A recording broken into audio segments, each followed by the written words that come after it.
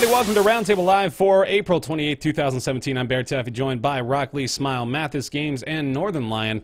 Welcome back. Welcome back to the program. Boys and girls, ladies and gentlemen, children of all ages, it is time once again for us to gather as one and discuss this beautiful industry. It's just, it's magical, isn't it? When we get to have these times together. This is a good attitude to come out of the gate with, isn't it? Come on, you can't get any better than that. It's pure fucking magic. It's like right. E3, except concentrated into each of us and our beautiful crystalline hearts.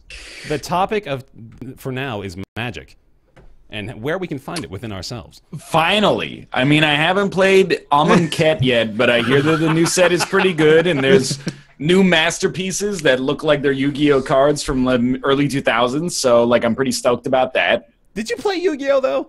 No. No? Okay. I did a little bit of Yu-Gi-Oh back in the day. I got into that. Did you play Yu-Gi-Oh at lunch in your high school cafeteria? In my junior high cafeteria. Say no more. I'm a little older. Come on now. On the docket today, we are going to be talking about video games. We're going to be talking about several video games, in fact. Starting off with Call of Duty World War II. That's right. We've completed the cycle. You didn't know we were in one, but now we do, thanks to this announcement. We also got Nintendo announcing the 2DS XL, along with some details about their projected Switch sales and their total sales so far. We are going to be talking Party Hard 2, along with Raw Data, the VR game. Persona 5, our initial impressions of it at least, scratching the surface of that monster. Outlast 2, both Nick and Mathas have got their paws into it. You really dug deep into that one, haven't you? I'm a rock. You're a bear. I don't have paws.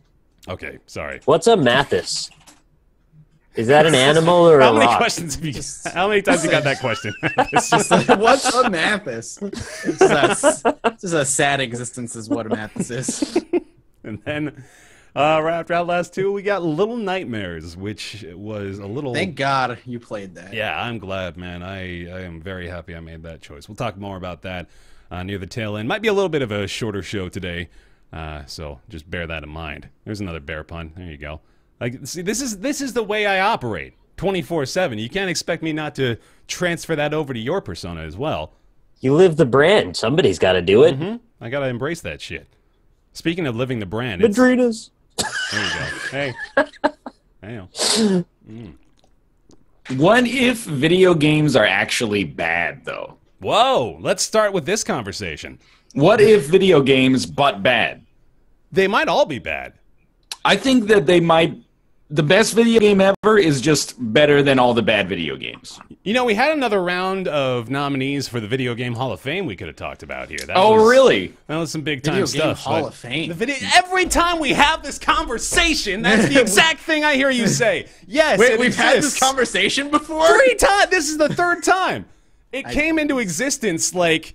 while we were starting Roundtable. I remember this vividly. It was like one of the first episodes we did. We talked about the Video Game Hall of Fame, and then Mathas is over there like, Video Game Hall of Fame? What's that? Listen, you're talking to the same guy who, when playing Hollow Knight, every 10 seconds has to open his map and be like, wait, where am I going? Well, no, that's me too. So, I think that's just most Hollow no Knight memory.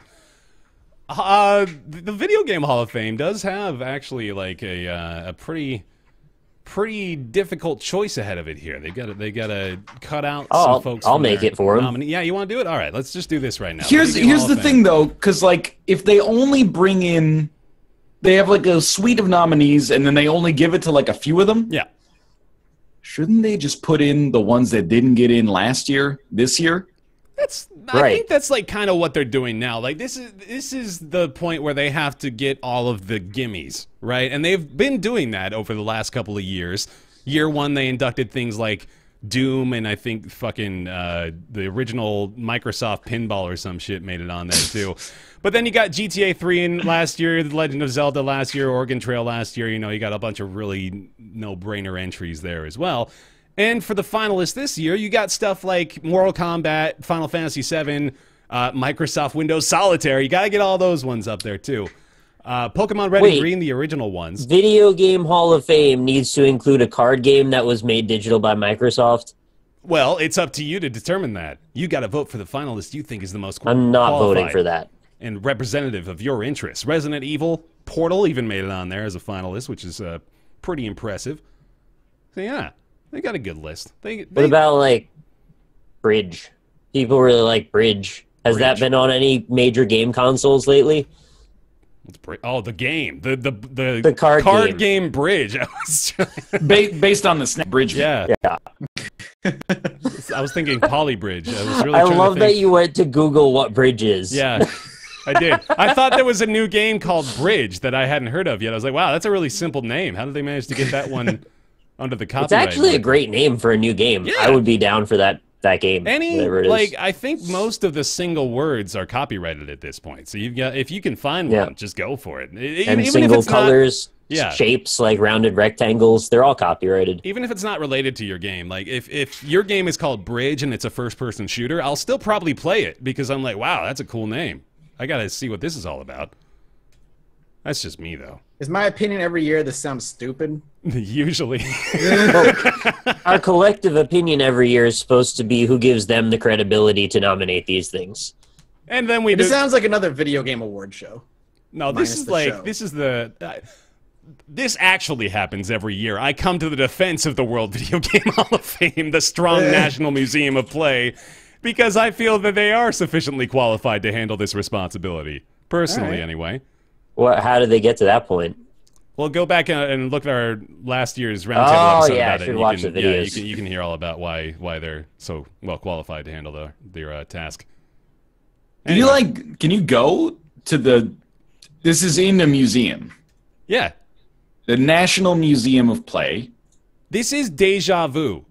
So it's an exhibit. You're all taking the exact roles you took last year.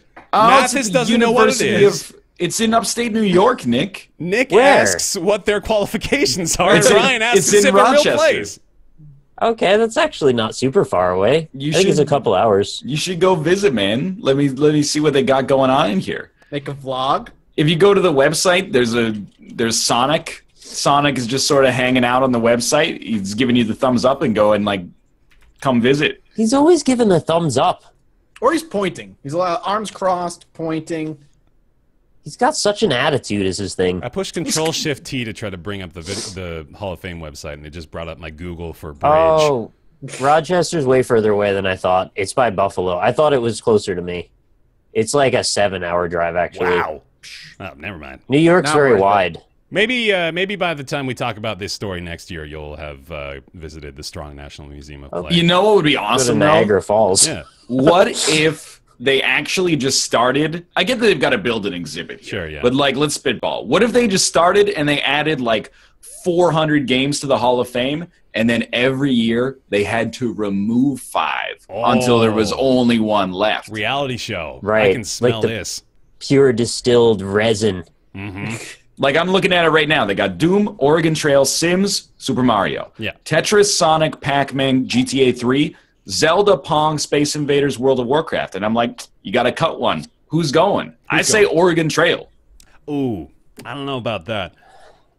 You know, Zelda, Tetris, Oregon Trail. Those are my choices? There are 12 choices. Oh, okay. Doom. Yeah.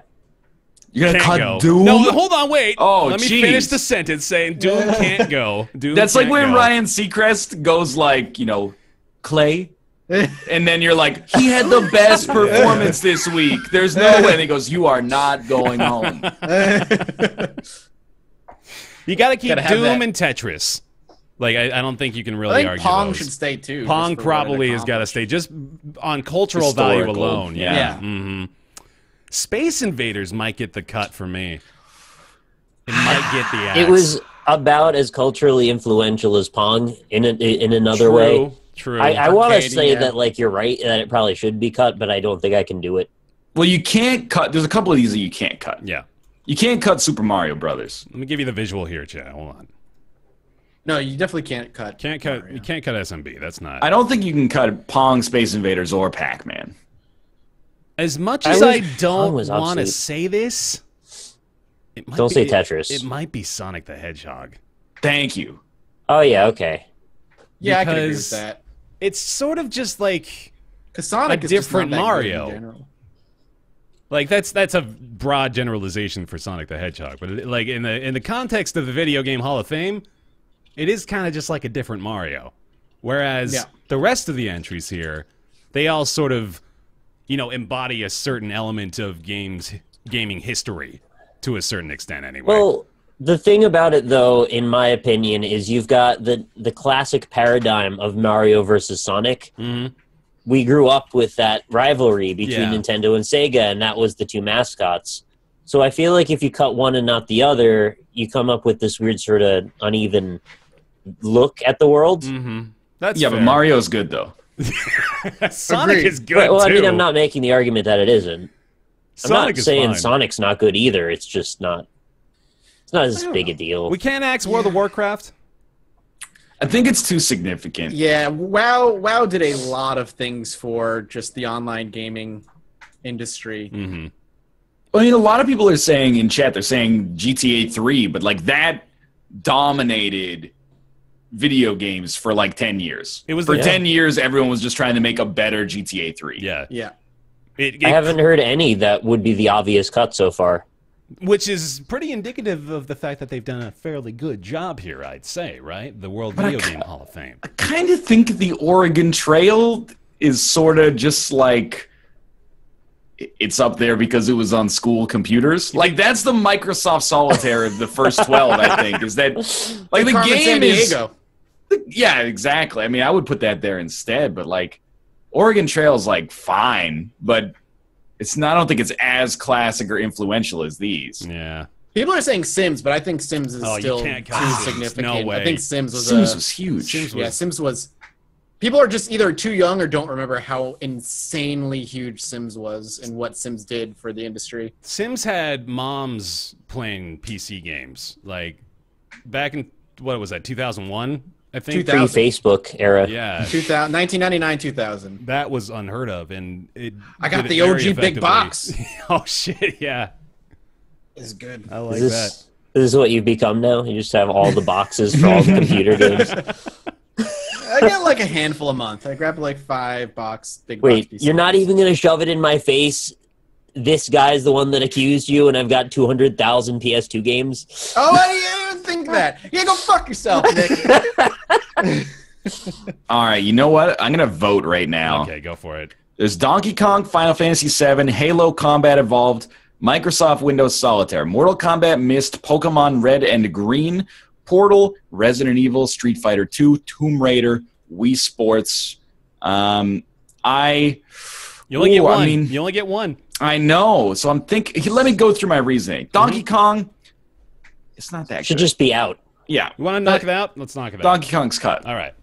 Goodbye, I'm going to Donkey skip. Kong. Well, Donkey Kong, like, it's not that good. The movie's better. Microsoft Windows Solitaire, it's a hipster choice. Get out of there. But then everything else, I think, like, has Where's a like chance. 3D pinball from the Windows I 3.1 think era, whatever it was. You got to go Pokemon Red and Green. I'm I pretty think sure it has a case. I'm pretty It's sure got a that's the case. answer. Like it's got the cultural importance, it's got the sales, it's got like the actual good game mechanics behind it, and it's Pokemon. Like plenty of other arguments to make here, but that I think may stand head and shoulders above the competition for this round. I'd vote Pokemon if it was Pokemon Go. Well, like, there's some problems, right? Like, I sort of feel like for the era, Resident Evil and Tomb Raider are like the same game. Like they steal each other's votes in this situation, and like Mortal Kombat and Street Fighter 2 steal each other's votes. Halo also, I don't think, while it may be a later down the road entry, I don't think it really has as much of an argument as several of the other listed here. I disagree, but I also think they already got Doom in there. That was what I was thinking too. Yeah, does Halo need to be in there this year? That actually was my same thought. I'm like, they have Doom. Why do they need it? Why do they need Halo? I mean, I get what Halo did for the console first-person shooter. Yeah, Halo launched the Xbox and was one of the most successful FPSs of the last decade, and that is like it's a big pedigree, but they're not The last decade? the last couple decades. Well, not the last decade, huh? No, that's what am I thinking? Yeah, that's not. No, I'm back in 16-year-old Bear trying to talk about Halo 2's success. Just turn a phrase, really. Yeah, I think that Halo is specifically a culmination of the right time and the right technology more than that game itself did anything in particular that was that amazing. yeah. It happened to turn into something good, but I think it was just sort of a fluke that it worked out as well as it did. 'Cause it was really all about how do we take the GoldenEye idea to the next level? Give it internet. What do people like? Give them Space Marines. So it's like let Doom. them free aim. Yeah, it's like Doom with free aim. Halo was not even originally going to be an FPS. It was going to be like It was going to be an RTS on Mac. Yeah, exactly. I remember seeing those screenshots. It's like the culmination of Marathon. It was Bungie's old FPS that they just decided to kind of update and had even several weapon overlaps and everything. There's a bunch to it that's very much like Marathon. Yeah. So in that respect, I was on board because I love Marathon. But I don't know if it hit the nail as hard as the others. I think Pokemon is probably your strongest go. Wait, I just realized something. Weren't we going to do something else on the docket? How did we get here? Oh, yeah, I mean, we'll get there. Okay. Where's your vote going, Ryan? I don't know, like... Why isn't Hollow Knight on there? Don't even get me started. It depends on whether it's about quality, significance, or some composite factor of all of them. Like, 'cause I actually think like Final Fantasy VII is worse than it is significant, but it's extremely significant. So That's a fairly interesting observation, actually. Out of these, which is worse than it is significant? okay, well, Donkey Kong, yeah, okay, fair. Final Fantasy VII, Probably. Solitaire. Yeah. I mean, that's a weird I don't know why argument, that's on there. Fucking, I mean, that might be it. The rest of them are pretty good. Myst is way better than it is significant. That's like the complete opposite of the spectrum there. Wii Sports might be worse maybe. than it is significant, but I still really like it. Wii Sports Resort is way better than it is significant, but Wii Sports is probably worse than it is significant. All right, I'm going to vote for Pokemon. Okay. Yeah, that's a good choice. Let's all take our bubbles. It's a good choice. So, Pokemon has 38% of the votes. Good. Okay. Halo has 25. Mm-hmm. And the next closest is My guess would be Final Fantasy. Final Fantasy VII with 8%. Mm-hmm. Oh, wow. Street Fighter 2 with 7, and then they get pretty low after that. The lowest is the original Tomb Raider with 1.48%. Also, I got an issue, a correction here. I forgot that Halo 1 didn't have online. It was just LAN play at the time. It wasn't Halo. It wasn't until Halo 2 that they added that in because Xbox Live wasn't a thing at the launch. LAN party memories with Halo, though.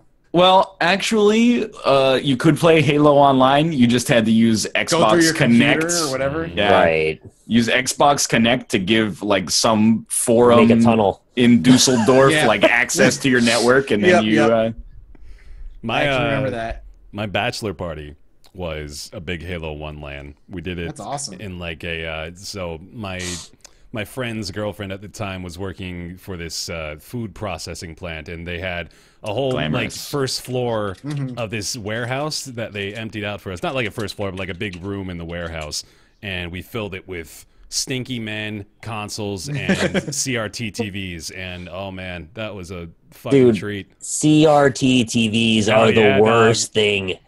But they're great for Halo 1 LANs. They're perfect for that. They do a much better job, actually. I had to get rid of some garbage, and there were 2 CRT TVs, and they were so heavy. Yeah. They were so heavy. Not fun to move around, but they're great to use. How do you bring those to a LAN party? You have to rent a van? You do it once, and then you never do it again, because you learned your lesson. Jeez, flat panel monitors did the world a huge favor. Mm-hmm. Every day I want to wake up and say thank you for flat panel monitors. And like the internet also. Well, to a lesser extent. Secondarily, maybe. Yeah, mostly flat panel monitors did the world just all the solutions it needed. Hey, everybody. Hi. Call of Duty World War II is here. It's about time. I've been waiting for Call of Duty to tackle World War II. It was a matter of time when we saw Battlefield do World War I for Call of Duty to go back to World War II. True. It was a matter of time. Hey, I'm okay with it. I mean, it was gonna happen. It's a cycle. I remember the era of video games in the PS2 time where every shooter was a World War II shooter, and that's all you ever had. Yep. And it got so sick. And then Modern Warfare came around. I was like, oh my god, we can do like first-person shooters in the modern time, and it can be good. And then that's all we got. And then it's like they dabbled in like near future stuff. People are just like, no, they really they just sort of went with a completely linear progression along the timeline. They went from the old school war shooters, which is more or less where they started, and then started going more and more modern until it was literally Modern Warfare, and then Modern Warfare 2. Wait. We went into kind of the spectral realm a little bit with Ghosts. That was a weird little trip we went on. And then right on into the future. No, actually not right on into the future, gradually into the future with Advanced Warfare. So not modern anymore. Now we're looking at like 10, 20 years down the road. And then we just sort of got plummeted into space. And no one was ready for that. I think that's where they went wrong. They went into Advanced Warfare and then right into Infinite Warfare. We got a lot of leeway between those two places that we didn't explore yet. I thought you just blew my mind for real, and that I never realized until today that every single Call of Duty takes place slightly ahead of the others. Well, it's not true, because Black Ops went back. What's the second part? Black Ops went back ops. Yeah, because it was like Modern Warfare 2 and 3, and then Black Ops, which was like back to the 60s. But then didn't Black Ops 2 go like 2020s? The whole thing was a freaking hallucination, so I don't know. That's true. Oh, yeah, I forgot. That's true. I actually enjoyed. I remember enjoying the single player campaign of Black Ops. I thought the story was kind of cool. Mm-hmm. I mean, bring on World War II. Eventually, like zombies are going to be cool again in like 20 years. Yeah. So sure. I mean, they're still. Have they stopped being cool now? Cool. I think zombies have gotten are beyond. Zombies are out. Zeds are in. What about freakers? We've just run out of like wars that are really interesting from a gameplay perspective. I think. Yeah. It's like, we've done them all. Yeah. Or at least they're not meaningfully different enough to be like interesting. So, how about Call of Duty drone warfare? No boots on the ground. You just see black and white images of things exploding. Well, that's just battle bots, right? Oh. We already it's have more that. like Snowden. Yeah, I guess so. I just I feel like if you work in the industry making first-person shooters, there must come a time where you're like, done it all. What do we do? Like, we've been having the same discussion for like, I don't know, at least as long as I've been like cognizant of the quote-unquote discourse. People have been like, why don't they make like a Civil War FPS? Yeah. And then they can't because the guns don't load fast enough, or like, you know. And then stop fucking World War I Battlefield. But apparently, like, they did a really good job with that. But then at some point, you're just playing the same mechanics in like a different universe, right? So, yeah. And that's why I don't actually care at all about Call of Duty World War II. It's not like I don't care how it fits into the overarching narrative of like now World War II games are back. I find it to be a more interesting setting because it's real, I guess, but it's still you're still like, you know, probably doing the same Call of Duty stuff. When are we gonna go to like Turok and go back and fight dinosaurs? But doesn't matter, I guess. Is like as always, I'm just being insufferable because that's who I am apparently. But just shooting different enemies is something that I'm over. Like, in this one, they're going to have the World War II helmets instead of an exosuit. Like, I don't care if I still have to go, like, click, you know, plus 50 points or something. But I need, like a transformative first-person shooter. What if the transformative idea is you play as the spirits of all the dead soldiers on the battlefield fighting each other in the afterlife? Are you still going, click, and then now you're getting a kill streak? Now you're going, click, ooh. No. You have to hack their souls to suck their memories out and make them part of your own, to try and form a hive mind of warfare. And then at the end, you take the role of a single soldier named Clive Owens, who shoots the nest to death, and he sucks all the souls back into the NetherRealm studios. Call of Duty Hive Mind Warfare. Yeah. Yeah. Right, let's do You know it. what? They should make it so that the H looks like a CL, so that it's like it's not just Hive Mind, it's also Clive Mind because of the guy's name. Clive Mind! Oh, there it is. I would Red play Rum. that game.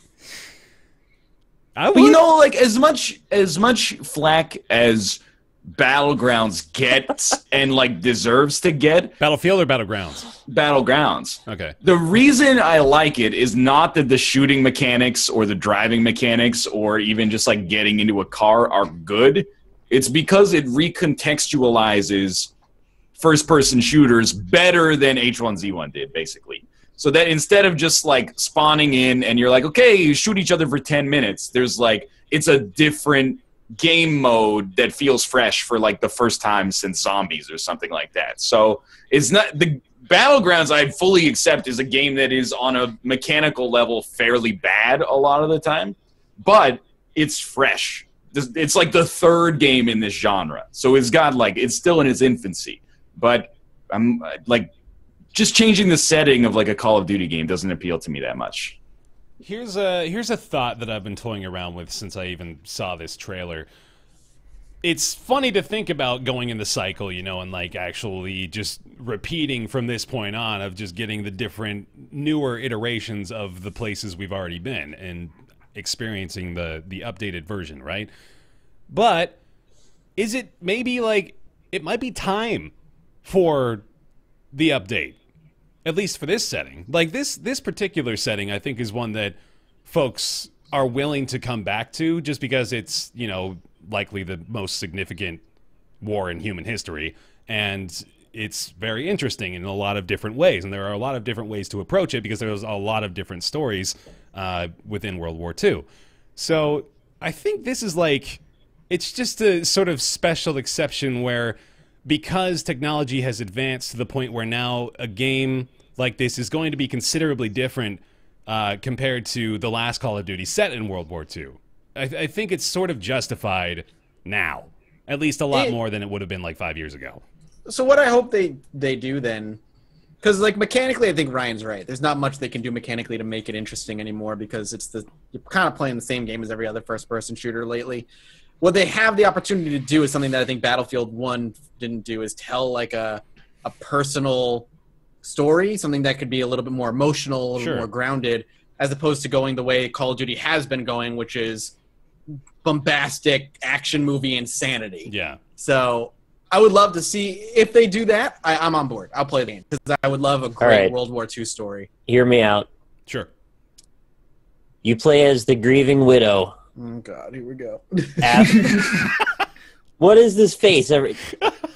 They hire David Cage, right, to Activision, and you play as the grieving widow who has to raise her daughter without a father.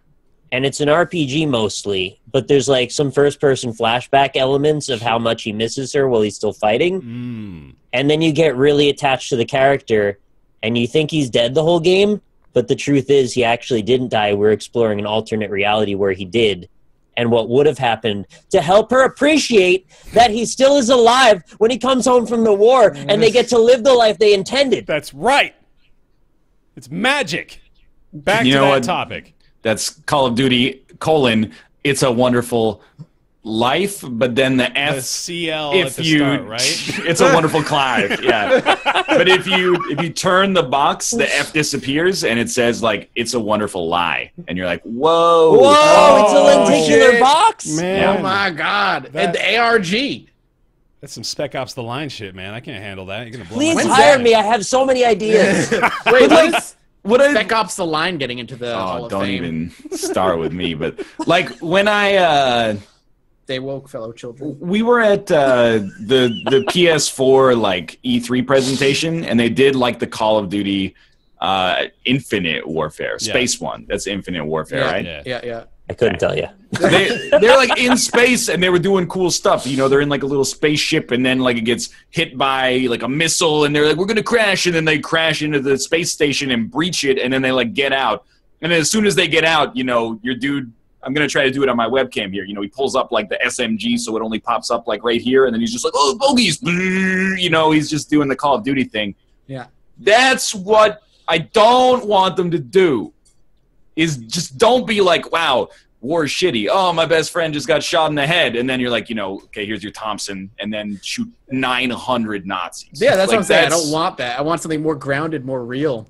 But that's probably what they're going to do. It is Probably. what they're going to do. They're going to make it out like they're going to give you what Ryan wants, but then they're just going to give you what Ryan doesn't want. That's the pitch. That's what anyway. the trailer's going to say. The trailer Ryan did say doesn't that. Basically, it's going to be a very meaningful experience. They're really harping on it being, you know, characterization, cinematic. That's their thing, though. In a way, I'm actually interested to see how they do it, but mostly I think as an outside observer. Because I think that I actually don't really like the new Wolfenstein as much as most people do, but it really nailed the tone of like, well, it's fundamentally ridiculous that one dude is going to murder like 1,000 enemy soldiers, so let's just make it like tongue-in-cheek, over-the-top, satirical sort of stuff. If Call of Duty takes the opposite approach, I think it's a huge misstep. If it's like, war sucks, but also you're a god, then you know it's very dissonant with, and it's like a bad word, but it is ludonarratively dissonant. Like to just have you be like, dude, war sucks, but I could also kill 1,000 people with my bare hands. If you believe in yourself enough, you can do anything, even kill all the Nazis in World War II. The term was coined by Clint Hawking, a former creative director at LucasArts.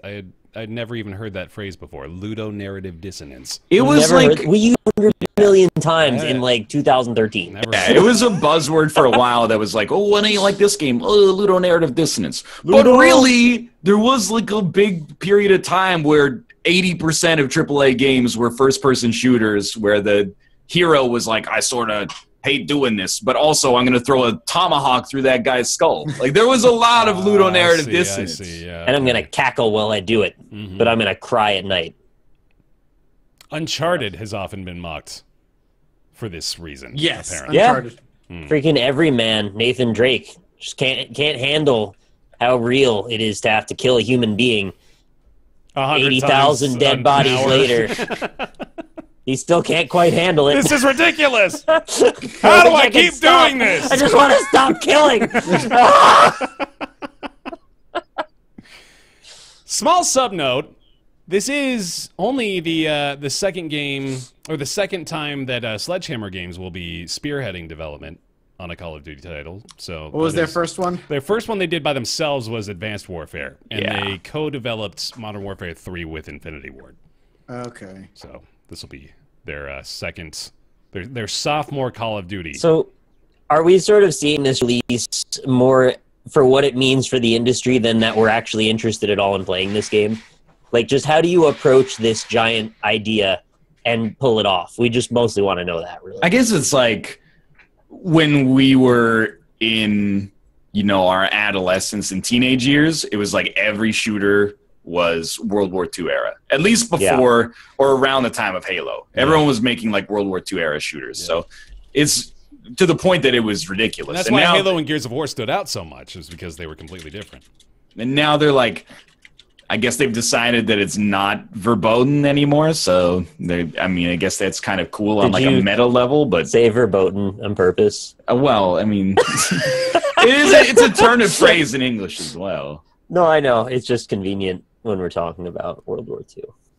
I guess it's like, it is a good thing. At least it's not just another near future or distant future Call of Duty. Yeah. I don't think we'd be having nearly as in-depth of a conversation about it if it wasn't the World War II. I doubt we'd be talking about it at all. Yeah. What if it was like it was Call of Duty Primal, and it's like a war between two different tribes. Swap out the Nazis for raptors, I guess, and that's a different story, isn't it? But oh, I didn't even mean dinosaurs. I meant other human beings. Oh, well, I mean, then whack them on the head with rocks. You know, actually, I could play this Call of Duty. Slingshots and spears. Like, we did Far Cry Primal. Did you play that? I mean, yeah, but I didn't throw spears at other human players. That's the thing. You gotta, could, though. They gotta. The idea is like 2% of the actual execution. Yeah. They gotta like do it. Yeah. I just want to be the idea man. But that's why I like Far Cry Primal.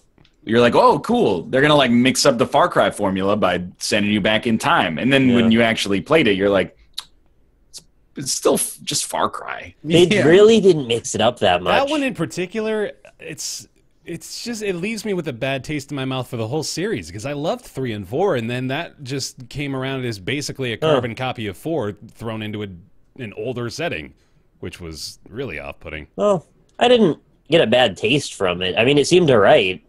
Yeah, you're right. They didn't change much about the mechanics, which ultimately maybe could have been better. Anyway, yeah, I think this is just a particularly interesting direction, given the events of last year in particular.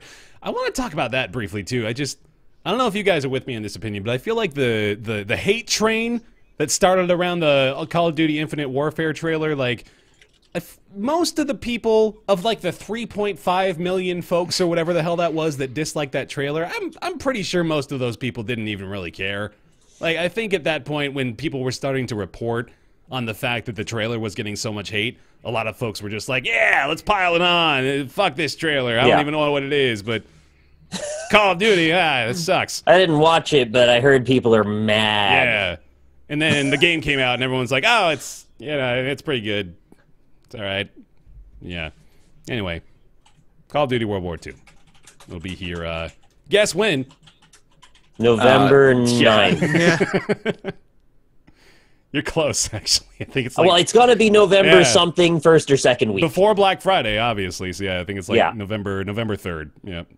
November 3rd all right. this year. I'm actually further off than I expected to be. I thought I'd be within a day.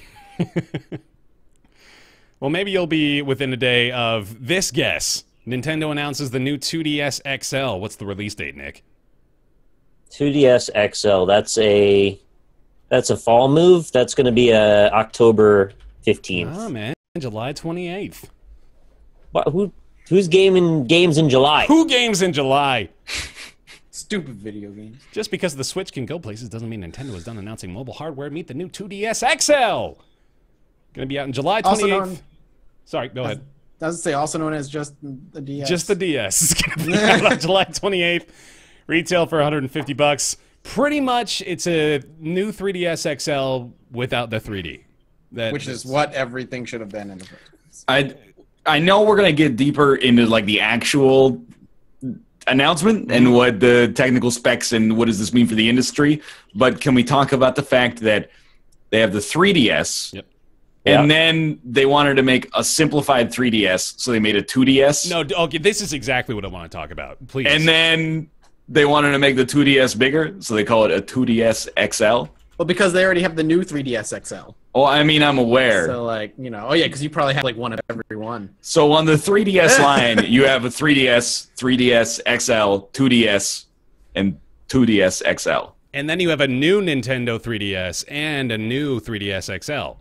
Which are all the same. Yeah. I mean, they play the same games, at least. One has a C-stick. A couple of them can play Isaac. That is true. Like, I even know all of the names of these things and paid very close attention to their releases, and I'm now having trouble remembering which one is what. I got it wrong in the moment. It's not even just a 2DS XL. It's a new 2DS XL. Oh, I didn't catch you either. There's 2DS XL and new 2DS XL. I don't know. Is there 2DS XL? 2DS XL doesn't exist. I think it's just the XL. Wait, 2DS regular doesn't exist. Is it new? New. No, or is it new? New 2DS does not exist. Only new 2DS XL exists. I believe that's correct. I brain-flooded myself so hard. Because I remember the 2DS didn't actually, like, snap close.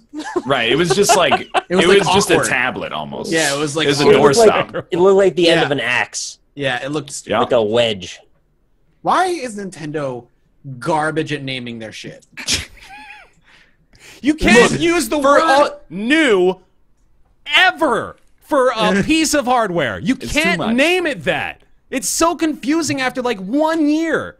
And then it's still the name, is the new 3DS XL. It's called like the 2DS Pro.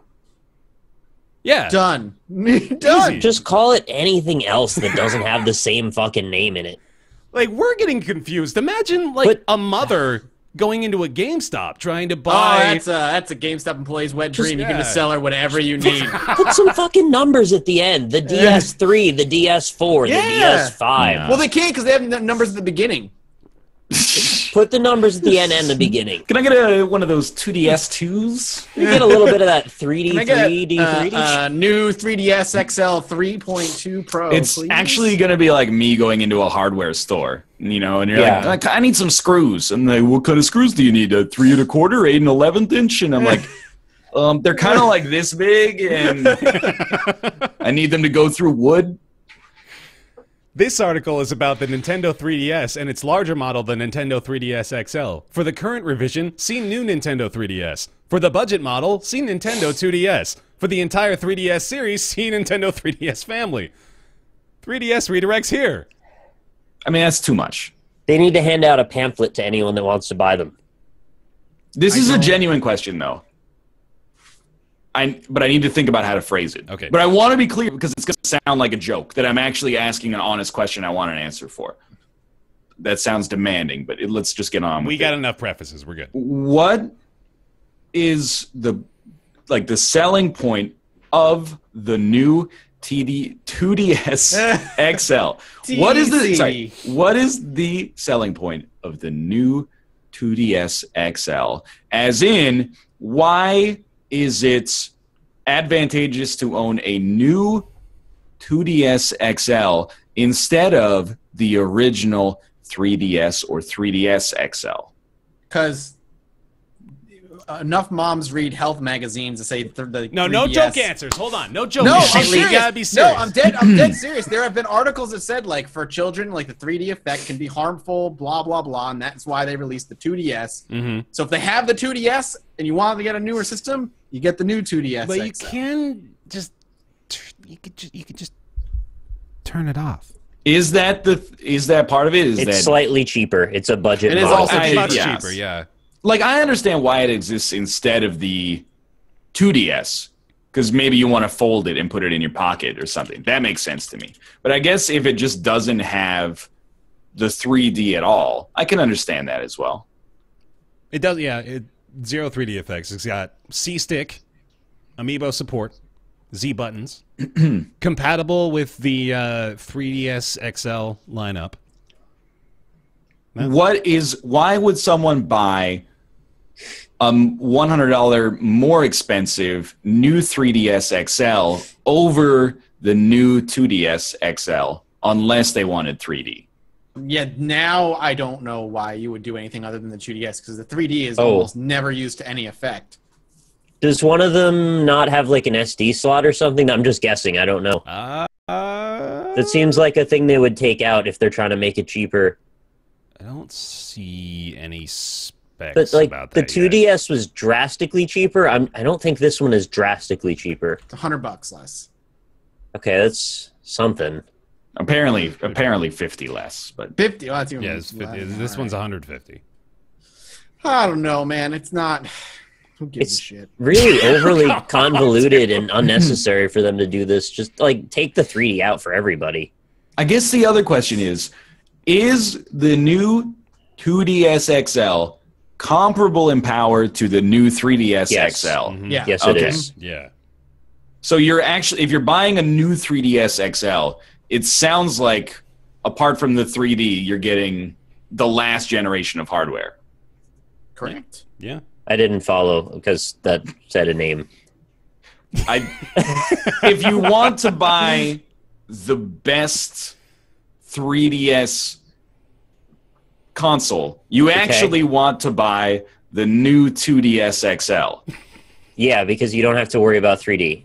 Despite the fact that it's less expensive and the number is one lower than the one that came before it. Correct. Yeah, all Yes. those things are true. Okay. Of the current Nintendo 3DS family of systems, currently available, you've got 4, right? You can buy 4 DS systems, not 3DS systems. You got 2 different 3DS systems and now 2 different 2DS systems. And the one So I guess they're stopping supporting the original 2DS then. I suppose. Well, no, I think they are still supporting it. So 5. You've got the original 3DS is discontinued, right? Yeah. Oh, that thing's long. That's done. And we're just completely discounting the DS, right? As well as the DSi and the DS Lite. Okay. And the DS Lite, yeah. I was just talking about the recent ones. I think there's 2 of each right now. I think there's like the 2DS and now the 2DSL, or the new Nintendo 2DS XL. Right. Yeah. Then you have the new Nintendo 3DS and the new Nintendo 3DS XL. Yes. Okay. That's where we're at. The most expensive of those being the new Nintendo 3DS XL. But that's not the one you want. You want the cheaper one that's got all the features except for the 3D you don't want anyway. Yep. To stay at the cutting edge.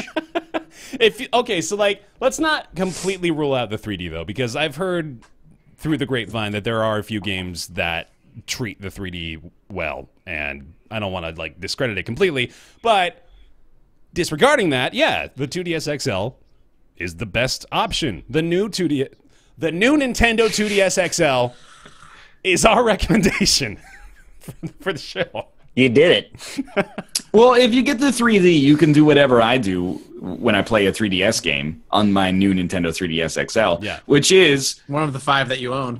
One of the 5 my wife owns. When a cutscene starts, I turn up the 3D to 100, and then I go like, "Whoa, that's kind of an interesting effect." And then I go, "I don't really like it." Then I turn it down to like 40. Yeah. And then I'm like, it's still a little weird. Then I turn it down to like 15. And then I'm like, is this thing even on? And then I just snap it down to 0, and I'm like, there's no difference. And then that's that. I turn on the 3D, I'm like, I'm going to puke. Turn it off. I wish I wasn't like that, but I am, man. It sucks. I keep trying to play Monster Hunter with the 3D on, and I can't fucking handle it. I can't. I hate what it does to the resolution. It just makes it so grainy. Because it halves it. Yeah. Yeah.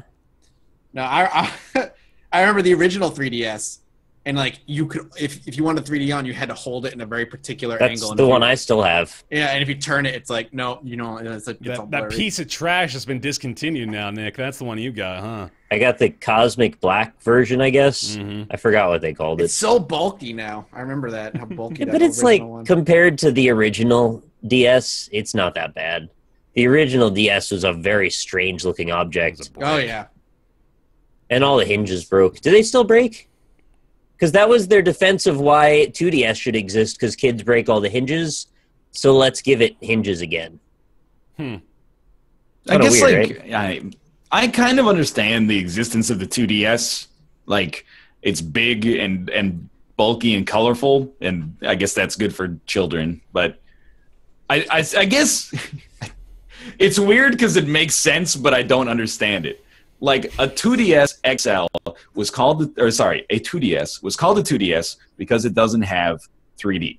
Correct. Very sensible. Yeah. But also it had the new form factor that made it very distinctive. So now by making it XL, they've just taken the format or the form factor for the 3DS, but removed the bottom screen. Wait. What? No. Is that not the case? No. Why would they remove the bottom screen? Oh, sorry. The touchscreen. Yeah. I got confused with the 2Ds and the 3Ds. It's understandable. There's several options. I forgot when I first saw this, I actually thought it was just the bottom screen with an attachment that you then put your cell phone into on top. To be honest with you. Yeah, you can see it actually. All right. God. I'm just confused, really. We all are, man. We all are. It's time to stop. I mean, I am actually like, of all the Nintendo stuff, I'm the least cynical about the handhelds, even though people are like, well, the Switch is sort of supposed to eat that. But, like, it's a circle jerk, but I wish the name was better because it's just confusing. It's like a Who Wants to Be a Millionaire fastest finger question. Is like, put these 4 Nintendo handhelds in the order that they were released. Yeah. You'd be like, oh my God. You're telling me that all the 3DSs came out before the 2DS? Except for the last 2DS. Yeah. The new 2DS is the newest of all of them. Like, And then the last question when you do get in the chair is put these 4 Call of Duties in order. Infinite, Advanced, Modern. Black Ops. I love it. It's the theme of Ghost. the show today, man. Is the cycle. I like it. We're confused is the theme. Yeah, absolutely. Oh, God. All right. Well, I mean, talking about the Switch as well, we do have this quick little tidbit of Nintendo predicting Switch sales of nearly 13 million by next April. That comes off of data of them expecting to sell 2.74 million Switch units for the rest of this month. Total, I believe. Comparably speaking, as far as Nintendo's history goes, that will be, assuming the forecast holds true, that will be more units than the Wii U has sold in its lifetime. Wow. Crazily enough, the Wii U selling, I believe, just under 13 million units total. Damn. The Wii U was just beta. The Wii, Switch. yeah, exactly. So yeah, this is that's quite the hefty projection, and Nintendo has been known to be a little optimistic about its projections in the past, but safe to say, based on their numbers so far, it's not looking like that's too far of a reach.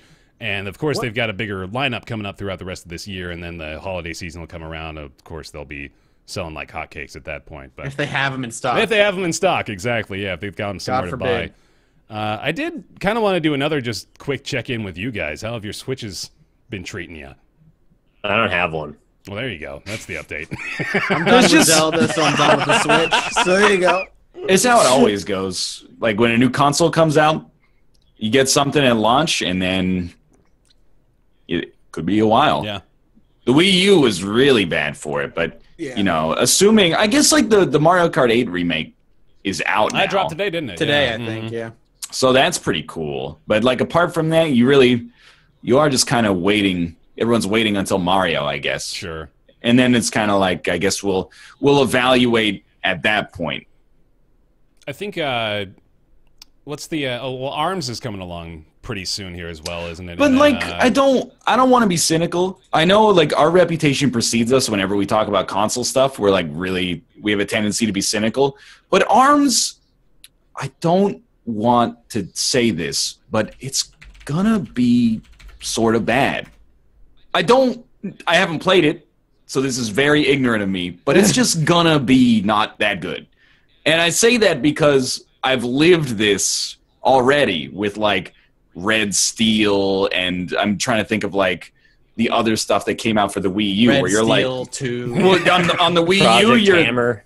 on the Wii U, you're like, just wait till the wonderful 101 comes out, and that'll solve all your problems. Sure, and you're like, yeah. yeah, I mean, it looks cool, but it's gonna be like The it's wonderful not gonna number be 9. that good. I think it's. I don't necessarily think it's gonna be bad, but this is an archetypical, like, console launch window game of, like, we're gonna use the gimmick, but usually it doesn't really work out that well. Sometimes it does. Will you eat your words if it becomes the next Splatoon? Absolutely. I mean, I sincerely will. That doesn't bother me. I'm trying But to... I I'm don't think it's always gonna. right, so Yeah, that's the problem. objectively speaking, for tough. sure. So I really was just trying to, off the top of my head, remember the rest of their lineup upcoming for the remainder of the year. You've got Splatoon 2, right, which is coming down the pipeline pretty soon, then ARMS, and then Mario Odyssey. Were there other big ones this year, or There was was that... I don't that remember. SMT game, if that was this year. Well, are we talking about for us, or like for Well, for the console as, like, where does it fit in the industry? I thought plenty of people liked the SMT series. We'll say... SMT? Shin Megami Tensei. What's coming out on the Switch for that? Just There like was- an unannounced Shin Yeah, Megami that- Tensei title? Mhm. Oh, okay. Yep. I don't know. I think the bigger news is, for some reason, 1-2 Switch almost sold 1 million copies, and I don't know. Well, that, I mean, there is $50. there's the obvious part of this story too, which is the fact that Breath of the Wild has something like an Yeah. over 100% attach rate to the, That's really to the funny. console right now, which is crazy. I don't even know how that works, but, like, I guess that just means, like, more copies of the Switch Zelda have sold than the console itself, or something like that. But yeah, that is clearly what's driving the hype machine right now, anyway. to be like more bullish than usual, I actually think if Splatoon 2 and Mario are good, then the console will probably be fine. Mm-hmm. Like the Wii U, I was rooting for the Wii U. I might have the false impression that I'm like very anti-Nintendo. I owned like 10 Wii U games in its first year of existence. I wanted that console to get anything, and it just didn't. You're waiting like own more of the Wii U games than I own PS4 games. So. Yeah, I mean, I would love for the Switch to succeed because it represents an interesting pair to PC gaming for people like us. If it could get third-party support and also have those awesome Nintendo first-party titles, then that would be a great companion device to snobs like us who are like, why would I ever play anything not on my PC? So I would really like to see it succeed. It just didn't happen with the Wii U. And I got into these arguments like 5 years ago before I was smart enough to not just spend all day arguing on Twitter where I'd be like, the Wii U seems like it's not getting a lot of third-party support. People were sincerely like, just wait. Bayonetta 2 is going to change the game. And then eventually, it was good, but you need more than that. You need like a critical mass behind it. Gave you Bayonetta 1 with it too for free, which is like the most goodwill they could have ever given. Yeah. And that wasn't enough. Yeah. Disappointing. Now Bayonetta's out on Steam, and Vanguard sounds like it's about to hit Steam too, apparently. Vanquish. Vanquish. Yeah. Sorry, Vanquish, you are correct. The fucking show theme, man. Coming full circle on everything. The freaking Bayonetta announcement shocked me to the core. Yeah. To the core. That is heavy, man. I was just minding my business, and then Bayonetta exists Where now. were you when Bayonetta was announced? I on didn't PC? have any idea they were even developing it for PC. They're even I think it was porting a it at surprise all. for everybody. I think it was, but that was a hell of a surprise. For sure. So well played. You got me. Have the switches bent anymore since we last discussed? I don't know if it's bent anymore. It has started its little curvature for myself, but it's not. Yeah. It hasn't affected the way the system works. I will say, to the Switch's credit, what I just because it's a unique situation to us really, but when I went to LA, like bringing the Switch and just hooking it up to the TV and having like a night after like playing and doing all the tournament to just chill in bed and play Zelda like on the TV, just that easy was really nice. That was really nice. Dope. So I did that a lot on my Wii U because it does that as long as you don't leave your house. that's the important part. Have you done my any, Wii U? I actually couldn't play on the toilet when the console was in the other room. So that I really soured on remote play on the Wii U, and I was That like, sucks. I'm gonna keep playing, probably something pretty bad. Like you I'm couldn't gonna leave keep the playing room? Wipeout while I poop, and then you just like can't, unfortunately. Dog, I've been Can't playing. I've been playing games on the shitter ever since we had mirrors. That's all you need. Just gotta Set up angle like that a shit weird correctly. Yeah, mirrors. exactly. Just need a long enough wired controller, man. You're Gucci. Gucci fam. Hell yeah. All right. Squat up. Let's roll into this next segment. What is it? Party Hard 2. Mathis. Maybe Oh, ask You you- don't. All right, you ready? Yes, It's a long absolutely. segment. So Party Hard 2, I think it's like, I think anybody can go download the Alpha 1. It is a single level. It's just one level, and it is Party Hard, but objectives. The Sweet. end. All right, here we go. On to raw data. That's all it is. Yeah. It is the same gameplay, traps and murdering and cops being called, but you have a list of objectives for each level. Yeah. It's not just kill everybody. It's the tutorial level is kill 5 drug dealers, kill 4 chemists, hide a body, And a partridge in a pear tree. It sounds like and, Spy like, Party. It's the same mechanics. He just wanted his Christmas bonus. Thing. Now it's I did find it weird that you're going into a party and like killing like drug dealers and chemists and stuff. So I don't know if you're like supposed to be like this good guy now. sort or of like a something. Robin Hood of murder. Yeah. Okay. You know. I can get behind that. And Chemists. It is chemists. Chat. It's just that's what it says on the objective. It's a bunch of dudes in like white hazmat suits, like off in the garage of where they're having a party making drugs. Hell yeah. Party Hard. I hate that I'm so cynical about this game, but I don't get why they needed to make a sequel. It was a surprise. It was a surprise for me to see Party Hard 2 come down the pipeline. Did anybody like it enough that they got really into Party Hard? How did it do? How did the first one do? I mean, clearly did good enough to get a sequel. Yeah. Yeah. Well, sweet. All right. Well, I just kind of don't get it. Sorry. wow. And the visuals are slightly different. Like all the people are still 2D, but like the environment is 3D. First one has like nearly 300,000 owners on Steam, so that's pretty impressive. That's more than I expected. Mm-hmm. Well, there we go. All right, Party Hard 2. It's going to be available 2017. This is the alpha at the moment, right? Yep. Yep. Cool. All right. On to hold on a sec. On to raw data.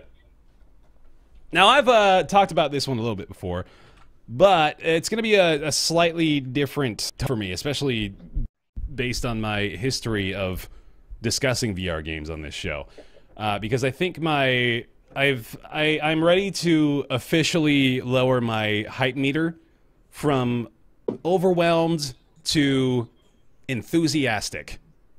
So I'm still up there. You just went from like a Bear to a Mathas. I'm glad that Mathas is up there right next to me on the hype scale. That makes me feel good for him. I don't know. First thing that jumped into my head. You're excited about VR games now, according to me. Yeah. Well, Sorry, go I ahead. am. I think VR has a lot of potential. Yeah. We'll continue. And I do too. And I definitely see that potential playing raw data. Now, I've talked about this game before on the show, actually. It was a few months ago. I only had like a brief experience with it. Now I've gone a little bit more in depth into it. They're nearly finished with the majority of the content. It sounds like they've got like a couple missions in the works and maybe a new character or two as well. But they've got pretty much the core of it finished up. And the first thing I realized booting it up again after having not played it for a while is that it looked a lot worse for some reason. Then I realized immediately after that there were graphics settings now and changes had been made to the menus. So I went in there and I adjusted those, and it looks really good once you adjust the settings properly, actually. So that was a pleasant surprise. It really looked visually impressive, even in like, you know, lower res VR. It was like, wow, this is one of the better looking representations of arms and countertops that I've seen so far. Sweet. But yeah, so as far as the actual gameplay is concerned, it's just combat more or less. You have like these enclosed areas where these cyborg robots will come storming at you from out of, you know, like encasements and stuff, and there's a doorway that'll open up and more of them will come through there as well. And you have more or less free range of movement around this room, so you can teleport from point to point. And you can also interact with enemies through your teleport, which is a pretty cool function. So, for example, if you're playing as the ninja guy, you can teleport and keep your sword to your side, and as you're moving forward in the teleport, your sword will cut through anything in your path. So if you teleport like from one side of the enemy to the other, you'll just like cut right through them, and that's pretty awesome, especially when Isn't that exactly the opposite of what a teleport is? I guess so. Think about it. The sword should jump from point A to point B, but it stays. Fine, yeah. It sounds less like a teleport and more like you're moving at a high speed. You're It's right. a dash. It's a warp then. Is that Sorry better? to be pedantic. It just struck me. Sorry, man. Fuck.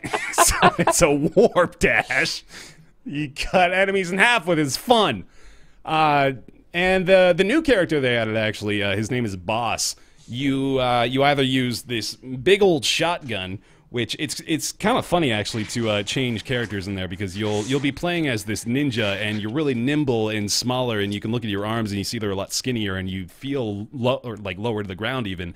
And then you change to this guy named Boss, and he's this big bulky dude with a huge shotgun, and he like feels different. And of course, you know, the arms are much bigger and different as well, and that is reflected in the gameplay, which is pretty dope. But yeah, like just playing that, taking that big old thing out, lugging it around, and moving very slow and lumbery is, you know, like it's a new experience that's cool. But as far as my takeaway now, I was impressed with what I saw, but I think, like I said, my enthusiasm overall for it has like lowered, just because I realize now that while I think this game is awesome and a lot of fun, I can't really enjoy it properly with the current hardware limitations. And I think that's going to be, you know, pretty much the same story for a lot of games like this that are mostly combat focused, because while it is really unique and interesting to cut through waves of enemies in a VR space, like it's fucking awesome, you know? Like, it is the future. It's those video games that we watched in sci-fi movies where these kids would put on a headset and go cut robots in half. It didn't look like anything was happening, but it was really there. Like, I love that that's what I'm doing now. But I think it needs to be wireless. It needs to have a lighter headset, and it needs just like those V2 improvements that we always talk about with VR that would really make it so much more enjoyable, just because I can't physically do it as long as I want to. I cannot last long enough, to enjoy it the way I want to. So yeah, it's just I'm losing a little bit of my childlike wonder, I guess, about VR at this point, just because I can't play it, and that does really just make it a lot tougher. You know what else makes things tougher is every member of your show fucking with you for an entire segment while you attempt to explain your thoughts on a subject, but we won't get into that. But Raw Data is still currently in early access. It's $40 on Steam. I am still enthusiastic, as I mentioned, but it's gonna need to the hardware itself is gonna need to improve significantly before I can really strongly recommend experiences in games like this. All right, I'm done. Can this just be like our new uniform for the VR segment? Yeah, that's fine. You can do that. Whoa! What do you see? It's like I'm really on the Roundtable podcast. And you're all extremely orange. That's dope. I look up and I just see the underside of a mushroom. And then there's Forrest Gump playing over there. Oh, look, it's a bunch of condescending assholes. Oh, that's cool. He's got us booted up. That's So right. then when you press the trigger, it really shoots a gun in your hand and it rumbles like it's Whoa. I don't understand how you as a human being can like watch sci-fi movies when you're 10 years old, and then 15 years later in real life, those actual things are in my fucking living room, and you don't even care. A little bit Most less. of the movies that have like a segment where they put on a headset and fight cyborgs are like bad. And then the games that they emulate that are also not that good. There's no even like little bit of J. Smith OTI in your brain still that's just blown away by the wonder of it all. No. When I play Space Pirate Trainer and then like I use the shield to deflect the laser into the turret, I'm like, that's incredible. Yeah. And then when you do it like twice, you're like, all right, you can do that now. Like it's just it needs more of the substantial stuff than just the novelty right now. I think like I'm still glowing about just being able to do it. So maybe like I'm de-escalating down the scale, but I think it's still going to be a little while until I'm at that level. But you know, I hope that one day it's like you're like the dude who's still into Pong. Because when we look at Pong from a later perspective, we're like, it's significant, but it's like really boring. It's like extremely boring as far as games go. And when you look at that, this is like embryonic compared to what we have now. Yeah. So I hope one day there's like amazing VR games, and then you're the guy who's like, well, back in the day, I really liked the one where, you know, you have like your hands look like animal paws and like you can scratch things. Like, I hope you're that guy. Bear Simulator VR. And I hope that it's not like The Road, where instead that was like the height of VR and then it fell off. And then everybody is like, remember when we had the paws? Those were the days. I don't want to put myself on the pedestal too much, but if there aren't people like me, I don't think we get to the point of experiencing better VR games, because there's already too few folks who are even buying VR right now. Honestly, if they wanted to encourage this industry, they should have made hoverboards, not this bullshit automatic scooter. Whatever the fuck those are. They're an abomination unto God. I'm just glad that It's called a hoverboard, which doesn't even hover. I'm just glad that we can all talk to each other. That's really what I'm happy about. Well, I mean, the VR thing is like, it's a catch-22, right?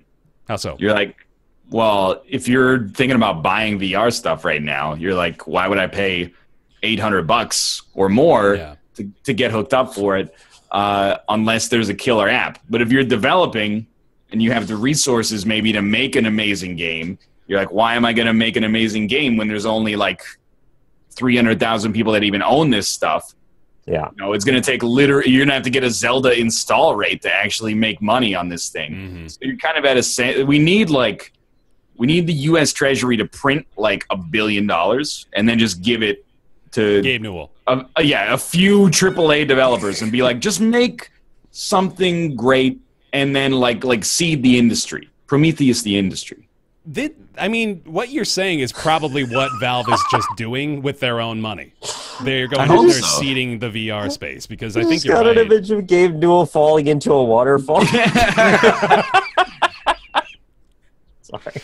I genuinely believe that's what's happening because it makes sense from Steam or from Valve's perspective as well to do that because, you know, it's their product. So, yeah, I'm pretty sure that'll be taking place. Anyway.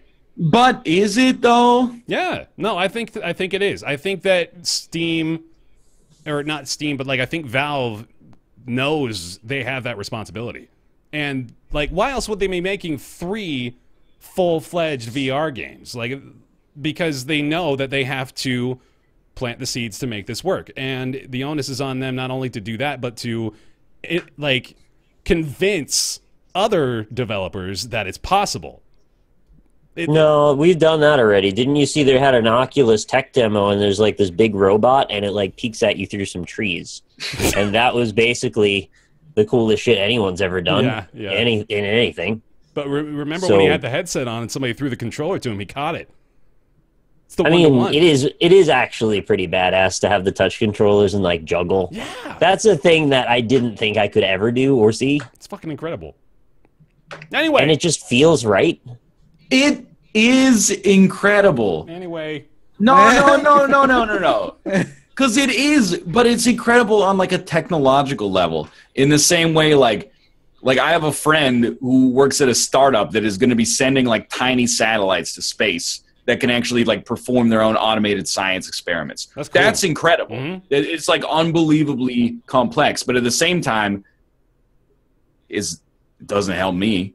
Directly, at least. So, like, this being able to juggle in virtual reality, when I'm doing it, I'm like, wow, it's amazing. Like, how do they, on a programming level, how do they do this? It's like you're programming in 4 dimensions almost. From a technical standpoint and engineering, how did they build this? Like, I didn't even know, like, half of this stuff exists. What's up with these? Why does the Vive controller have these circular things at the top? Like, I wonder what those are good for. What are those good for?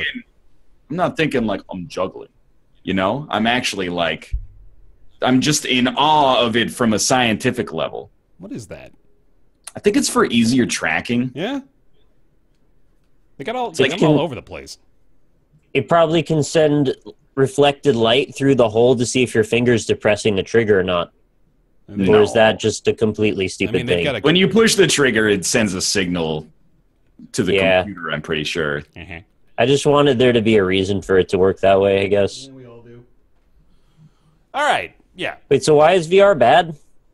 We just there hasn't been the game. Full stop. Raw data is not the game either. But what raw data can do is exciting to me. And is now like the point I'm trying to make is that the hardware needs to get better to facilitate the software getting better. Like, when I get VR in my Goldman glasses, that's what I'm talking about. I'm serious though, man. Like, we need to get to the point. What makes you think I'm not serious that I want VR in these glasses? I know you do, but like I'm saying we can actually get to the point where like we are wearing something that is virtually undetectable on our head. You know, like we hardly even recognize it's there. And that's what I don't even want to remember that I'm in VR anymore. Yeah. I guess that I'll pivot from the Northernlion. Where's the great killer app consensus that I always end up on, and instead go to, headset's too heavy and I keep stepping on the cord. Yeah, and that's fine. That's, Like, that's got to be the next fix. I agree with you. Like, it's an issue. It sucks. And They can fix that. there's already like a third-party wireless thing that has been sold out for months that You can wear a backpack too, Yeah. a backpack. which is Oh, yeah, they sell backpack PC. backpack PCs. Right. If you want to be the actual definition of a turbo nerd. Sorry, I couldn't say it with a straight face. Oh, man. Okay. Plenty more VR conversations to come, I'm sure. But let's go ahead and skirt on over to Persona 5. Mathas, how have you enjoyed it so far? I want to add the caveat to this that both Matt and I are nowhere even close to like, into this game enough to really provide like, any sort of opinions on it This at all. conversation will be short Yeah, so far. yeah, for sure. But I really like it so far. It is incredibly stylish, even down to the menus, which is like kind of weird, but I like it a lot. Definitely. The game is... The characters, let me rephrase that. The characters are gorgeous, gorgeously animated, a lot of art. The environments are pretty good.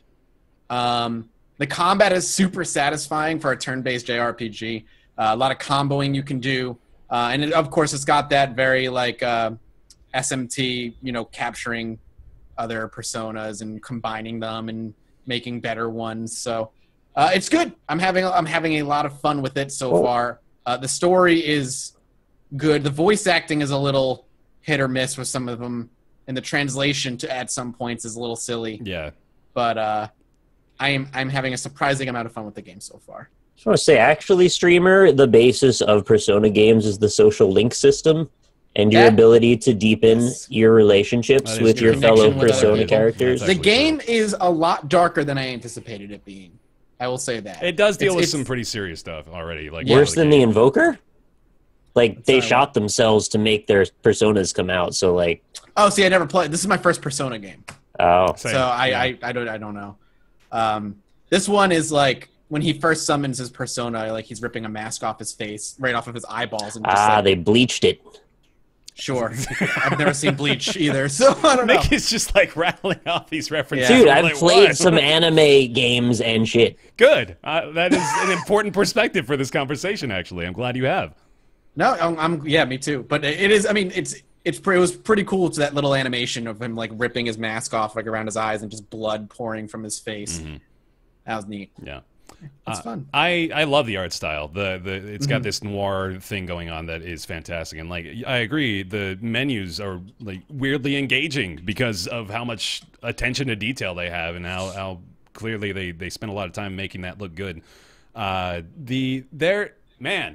I'm like 5-6 hours in, I think maybe even 7 now, and I still think I'm in the tutorial. I've got some freedom now. Like I'm able to go do things without the game directly telling me where I need to go and what I need to accomplish, but like they've got a lot of stuff they need to teach you, and they take their sweet time doing it too. Like I do feel like a lot of these different systems probably don't need their own 30-minute segment to explain, or even to put me in a situation where it might be beneficial to do this thing. But I am glad, I guess, that they do go to the lengths they do to explain it, because there's a lot going on, as one would probably expect with a game like this. There's a lot of stuff that you can do. There's a lot of different things to manage, and most of it is interesting, thankfully. Like, there's nothing I've seen yet. Maybe, Mathas, you can correct me here if you had a different experience, but there's nothing really I've seen yet that I think to myself, oh, I'm never going to touch that.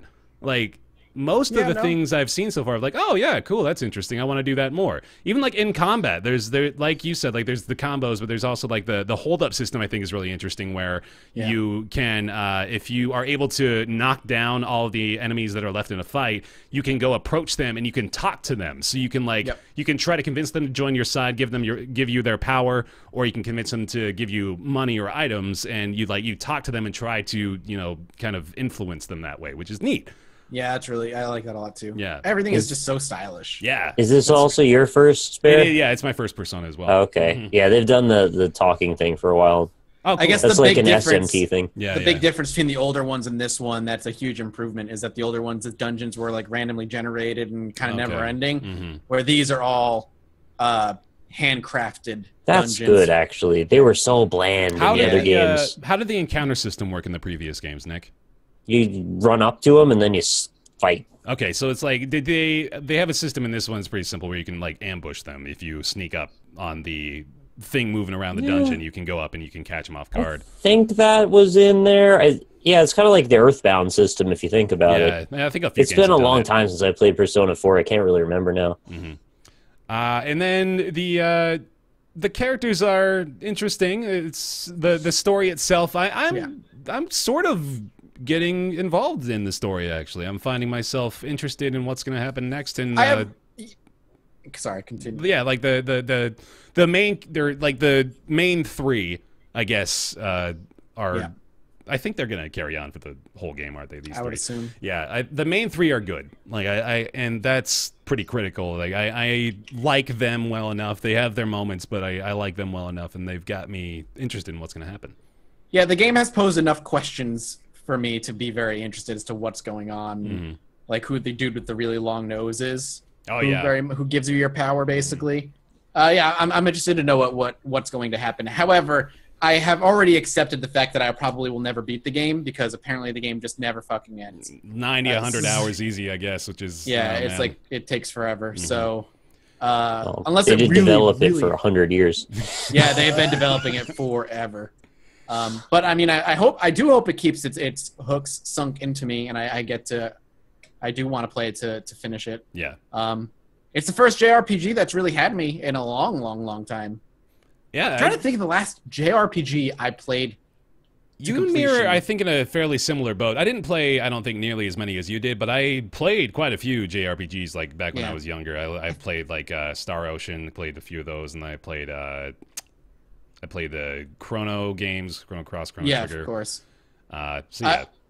I think the last JRPG that I finished was Blue Dragon and Lost Odyssey. Those were the last two from that same company.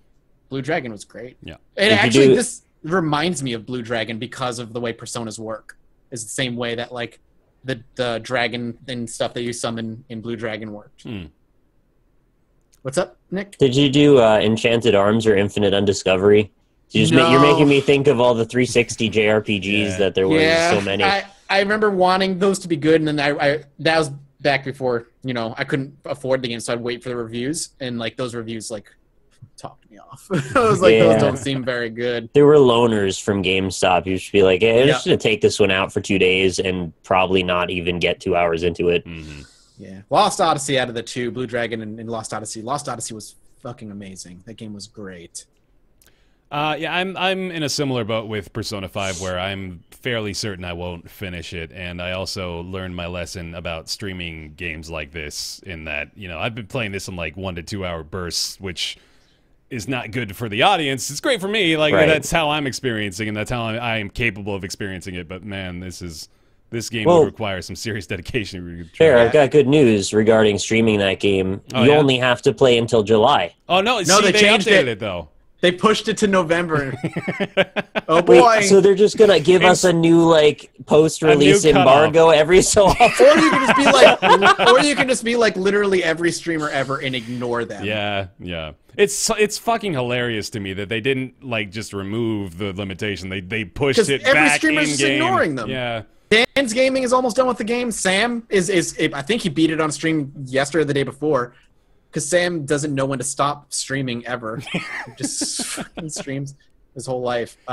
Nobody follows what Atlas's rules were. It's just like if you're a big enough streamer, you don't really have to worry. But if you're not, then it's like you're rolling the dice with your whole channel. Yeah, if you're Twitch royalty, you're fine.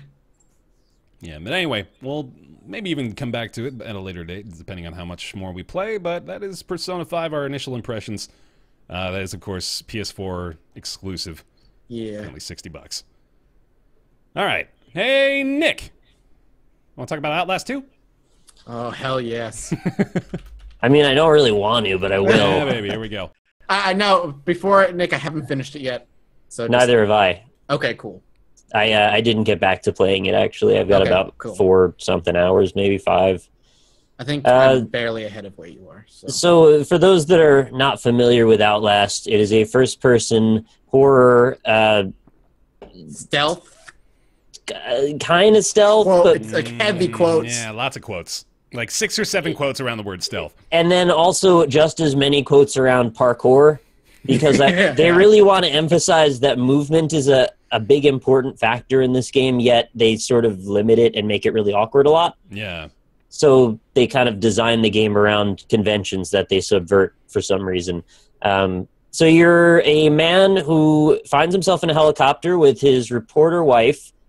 They're going to tell a story to do a news thing, and then the helicopter crashes, and then they find that they're in a town full of crazy religious zealots, and you're going to look for your wife, and in the course of that, you encounter many horror tropes and a lot of dark areas and also running.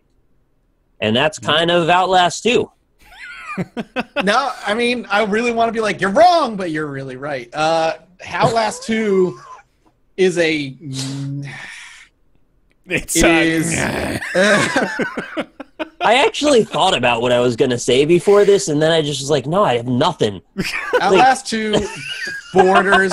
Outlast 2 is borderline bad, but mostly just really mediocre. It takes a lot of what was wrong with Outlast 1 and makes it the main game loop.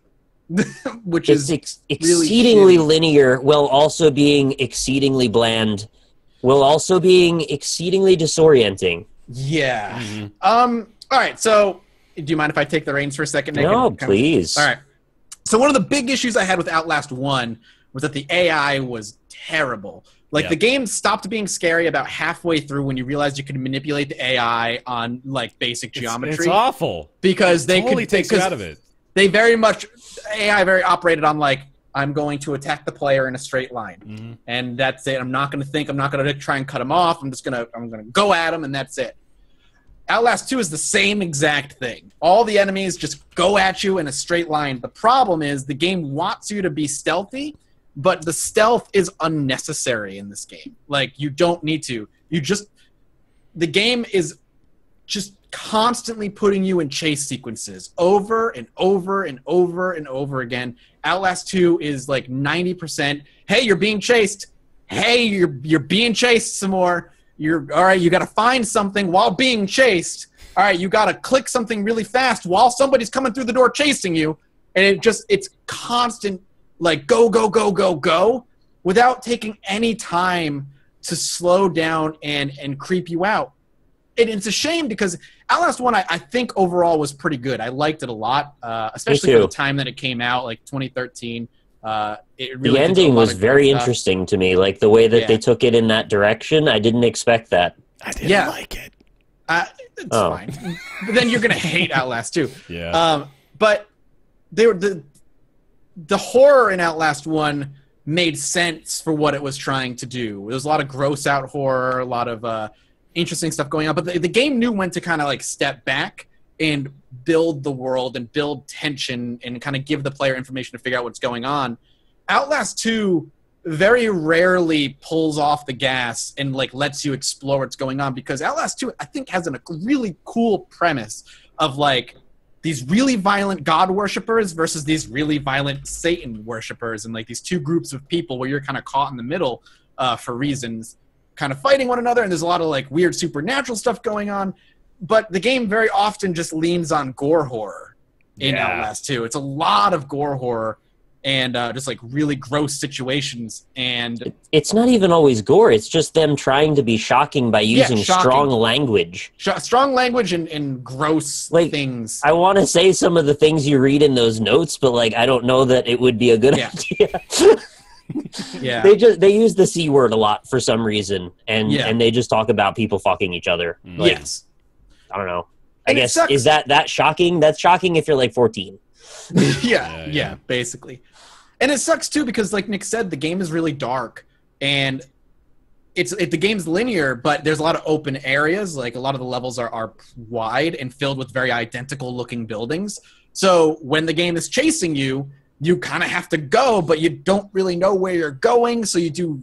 I've done a lot of like circling and being like, I've been here. Well, and then you have like 5 guys with knives chasing you, and you're like, well, they're all kind of stupid, so you just kind of like lead them into this one area. There's another level of it that frustrates me a lot more, and that's that the stealth is incredibly inconsistent in how it's implemented. Yes. Whereas in the prior Outlast, I felt like you could pretty reliably hide in shadows, and they don't see you. In this game, there's this one tall lady that's chasing you for the whole game, like freaking Nemesis, and she'll just run at you no matter where you are on the screen. Even if you're hiding, even if you're in the dark, she'll just kill you in one hit. I learned the hard way that the game will not let you stealth by her. When she shows up and she has like music that goes along with her, you can hear the music coming. You're like, oh god, I don't have to deal with this lady. She shows up. She could be really far away, and you crouch and hide, but then you hear her scream, and that means she sees you. She always sees you. You cannot stealth around this woman, which is frustrating because there's one part pretty early where you're pushing this cart to a fence. You're trying to avoid her the whole time. And you'd think, like, you hide, you wait for her to patrol by you as she's looking for you, you sneak out, you push the cart a little bit, oh crap, she's coming back, let me go hide, all this tension. It would be great tension-building moment. But instead, she walks out, and she just, no matter where you are, she's like, ah! And then she chases you. And she just follows you. So if you watch the episode that I did for that, I think it was like episode 3, all you do is you push the cart a little bit, and then you run off and go under a hole in the fence. She walks up to the hole, turns around, walks around the fence, and comes around the fence. Then you go back under the hole, and you go push the cart as she walks to the hole, turns around, goes back around to the other side of the fence. Then you let go, and you do that. And she just keeps going in this U pattern. Like the dogs in Inside. Yeah, that's exactly. And that's all it is. Like, the AI is just straight line. Get to him in a straight line. She doesn't ever try to, like, be smart about how she gets you. She just walks to an area. Just like Outlast 1. Exactly like Outlast 1. The AI is freaking garbage, but they get around that by making it so you can't stealth by her. To make things even worse, though, they set it up so in a lot of these encounters, there's trigger points where, for arbitrary reasons that are unbeknownst to the player, you'll walk by a line, a vertex in the game world, and cause something to either appear or disappear. So, like, that lady might be chasing you, and if you just happen to walk in the right area at the right time, she'll just disappear into the ether, only to be further up in another place so she can jump scare you again. Yes, which is just, it takes you completely out of the idea of the immersion of understanding the reality that you're in. When everything is so malleable and all the buildings look the same and everything's constantly dark, and it's very difficult to run around some of these surroundings because you get caught up on a lot of stuff. The way the structure of the debris is and the edges around things, you'll just kind of trip on them and get stuck and try and like run around stuff and get hit into them, which is really unfortunate when you die in one hit most of the time and you have no way of fighting anything at all, ever. Yeah, it sucks. Like, I hate it that like the AI is just as bad, and you can get like a group of 6 dudes chasing you, but they're all predictable and they all just chase you in a straight line. Like I said, it takes a lot of what was bad about Outlast 1, just makes it the main point of the game. The most stressful parts for me are the parts where you kind of have, like, you enter this weird school, like, that's supposed to be, I think, part of your path, whatever. I don't want to spoil the story, basically. But there's no enemies, at least not yet, and it's tension because you know something's walking around or you can hear it, and it's really creepy, but those segments don't last long. Like, they're maybe 5 minutes, and then you're back into the world. Issues, right? That's what I'm hearing. Oh, the game has there's no question the game has massive pacing issues. So when I see all these reviews of, like, getting great reviews, I don't understand, like, why? Because the game is not very good. Honestly, I know this is so elitist to say, but I question what they're doing if they're giving that game really good reviews. The game I'm is sorry, gorgeous. I know it's mean to shit on it. It's a very pretty game. It's got some okay gorgeous. animations, but the gameplay is not good. Yeah, it drops like a really cool premise of a world and just kind of like throws it away. And no amount of like scouring for secrets, which I've been doing, and like reading these little letters to other people, really that is like explain what the fuck is going on. Isn't that like a cardinal sin of exposition? Is don't tell. Yeah, making the player read a bunch of notes as you go through is not very engaging. That's one of my personal horror game pet peeves. I mean, that's like the Slender Man faux pas. Exactly, right. Yeah. I've had enough of that, and to think that they're going to rely on that is like basically the first 5 hours of gameplay. It's such a linear game. All you've got is those notes. Yeah. That's not Yeah, enough. the fact that the only real gameplay aspect outside of running is stealth, and that the stealth is just poorly done. Like, there's no point. The game is easier if you sprint. I promise you. There's no point to stealth in the game. Just because you're going to be chased eventually. So just get to that point. Just be done with it. It's a shame. It is a shame because I really did enjoy the first Outlast. I didn't think it was perfect, but I thought it was good. And especially with Outlast 2 coming so shortly after Resident Evil 7, which was phenomenal. I thought Resident Evil 7 was that's so good. It's got to compete with that, especially when that's fresh on people's minds. Absolutely. Particularly similar theme between the two of them, which is unfortunate for Outlast. Mm-hmm. But Resident Evil did the smart thing of, like, building its world and building its characters. Outlast 2 has, like, 2 or 3 important characters, but they never teach you anything about them. Like Father Noth, who is like the leader of this cult. You see pictures of him everywhere. People like praise him in letters. Literally the same art asset about 70 times before you finally see him. But you never really learn anything about him. They don't expand on him at all. He's real angry and religious, and he likes to torture people for some reason, I guess. Yeah, it is. Man, it's just a shame. I wish it was just a different game. So it's such a pretty game that it sucks. It's all dark. Yes. You gotta, it's the Splinter Cell issue, man, where they made these good-looking levels, but you got to go in fucking night vision through the whole thing. Seriously, the art design is excellent in that game. It's it's so confusing to me seeing how good it looks and being like, but I don't want to be here. Because like the 80th time you run through the same version of a house that's slightly transformed, it loses its luster. I don't know what you're supposed to do with that. Yeah.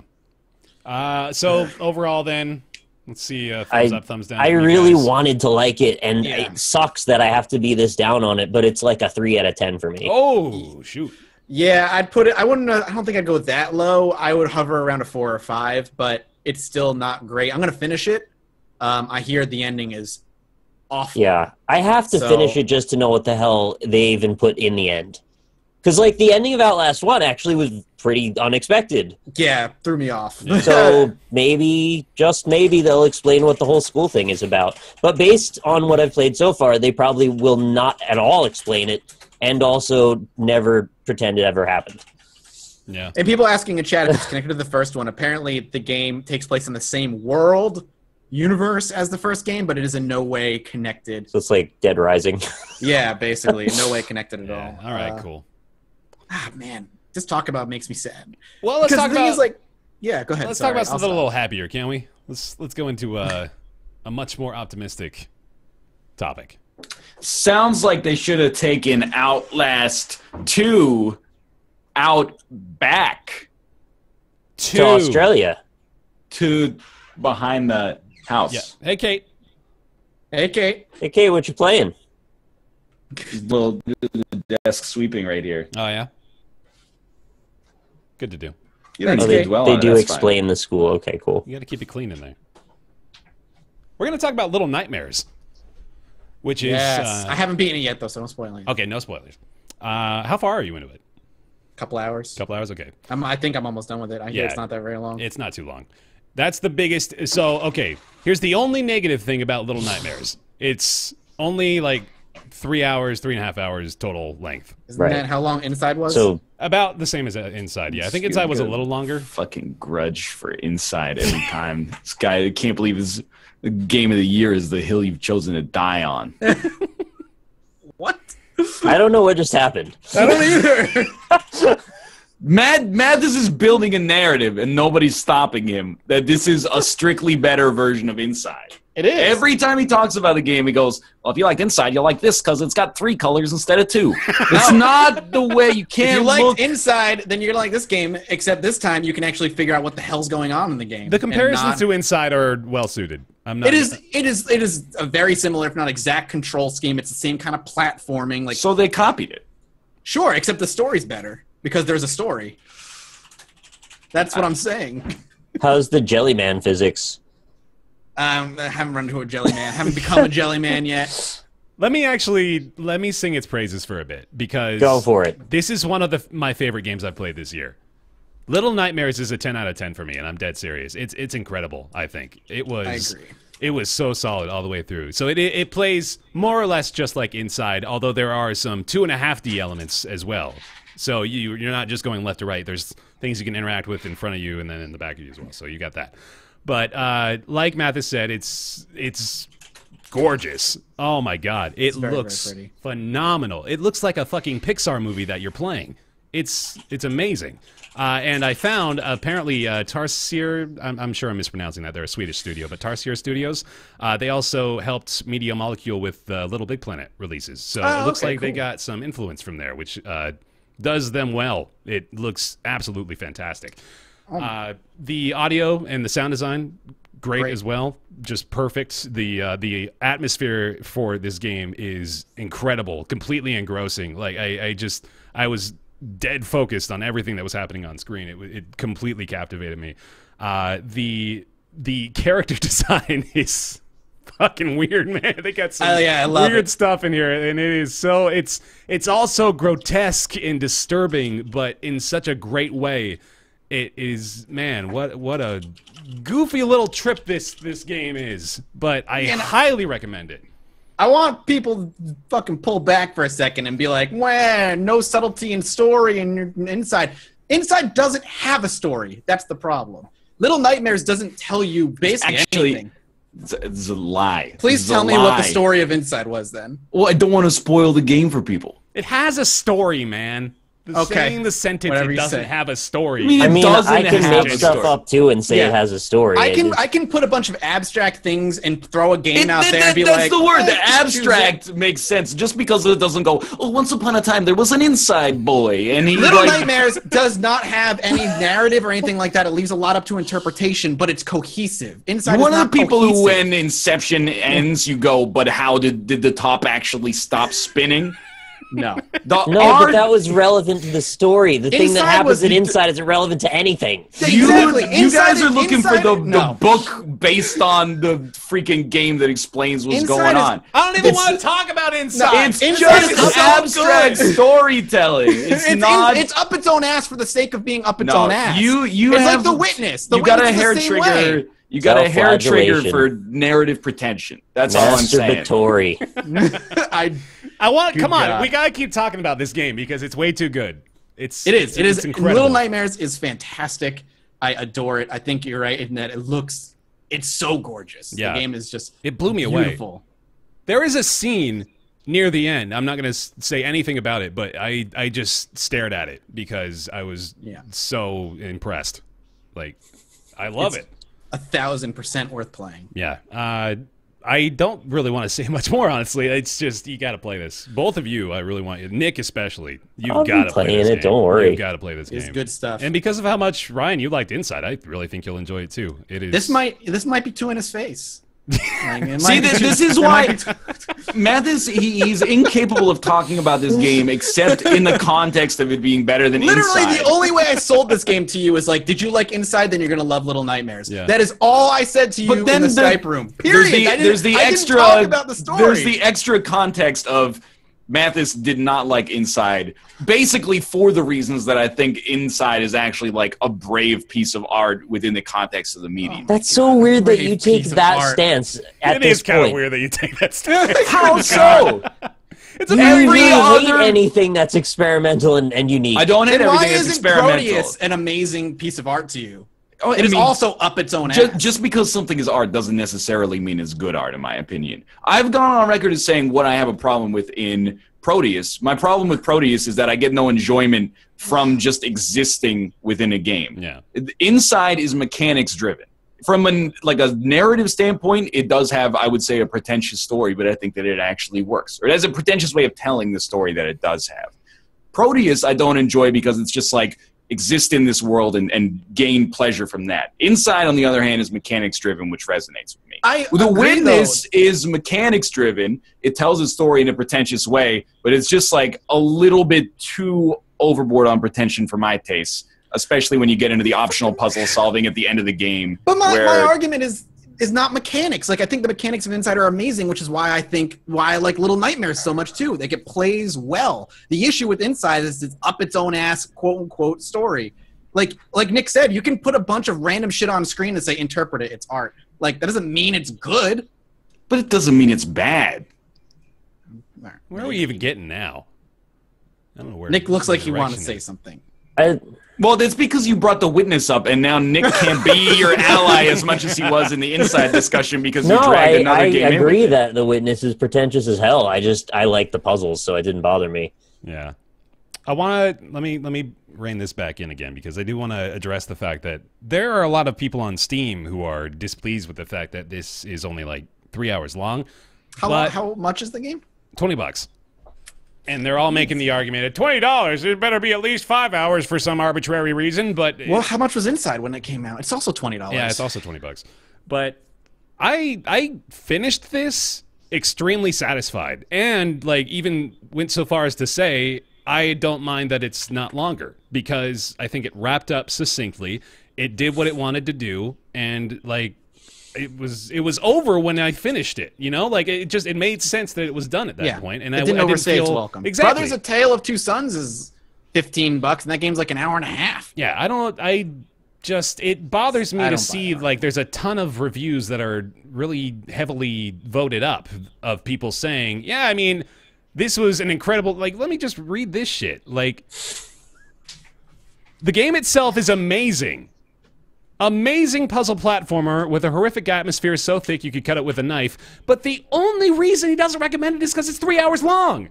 It's incredible, but it's too short. That's so dumb. Almost like saying the game's an amazing puzzle platformer, but the story doesn't handhold you, so it's not worth playing. There's a difference. Listen, you're kicking up shit for the sake of kicking up shit, but I don't need a story to handhold me. Little Nightmares is all interpretation as far as I'm concerned. There's no handholding going on. Well, there's some handholding going on, but it's not the kind of handholding you want. I gotcha.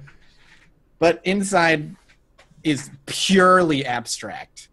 Purely. Especially when the Jelly Man shows up and you're like, just what? Yeah. But then maybe the Jelly Man represents all of the decisions I have to make as a human being, and fucking go jerk yourself off. Come on, we're done. We're done. Little Nightmares is very good. 10 out of 10, genuinely, from me. I cannot recommend it enough. $20 on Steam.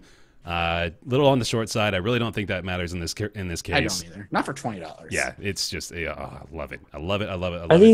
Are these people trying to make a campaign to like make this game's rankings go down on the Steam reviews because the game is 3 hours long and that is just not allowed? It's just, I swear to God, it was like every single negative review I saw. It was just, well, I mean, it's wonderful, but it's not 5 hours long, so it fucking sucked.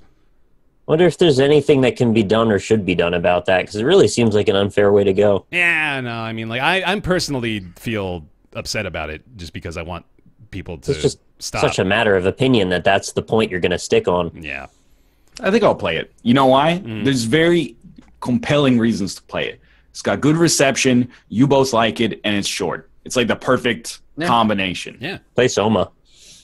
Yeah, but I already read like the entire spoiler of Soma. And also, it's like, I mean, this isn't the Soma section, but I unfairly primed myself to eye roll at Soma because the central philosophical question that's in Soma doesn't interest me. That's a good enough reason, I guess, then. That's fair, I guess. That's the whole reason. I'm sad, but that's fair. Oh, all right. Nick, you've got to play this for sure. Yeah, I'm going to play it. Don't worry about it. All right, good. Little Nightmares, currently $20, just came out yesterday. Please get it. And that'll bring us into everybody's favorite segment. It's Ask Roundtable.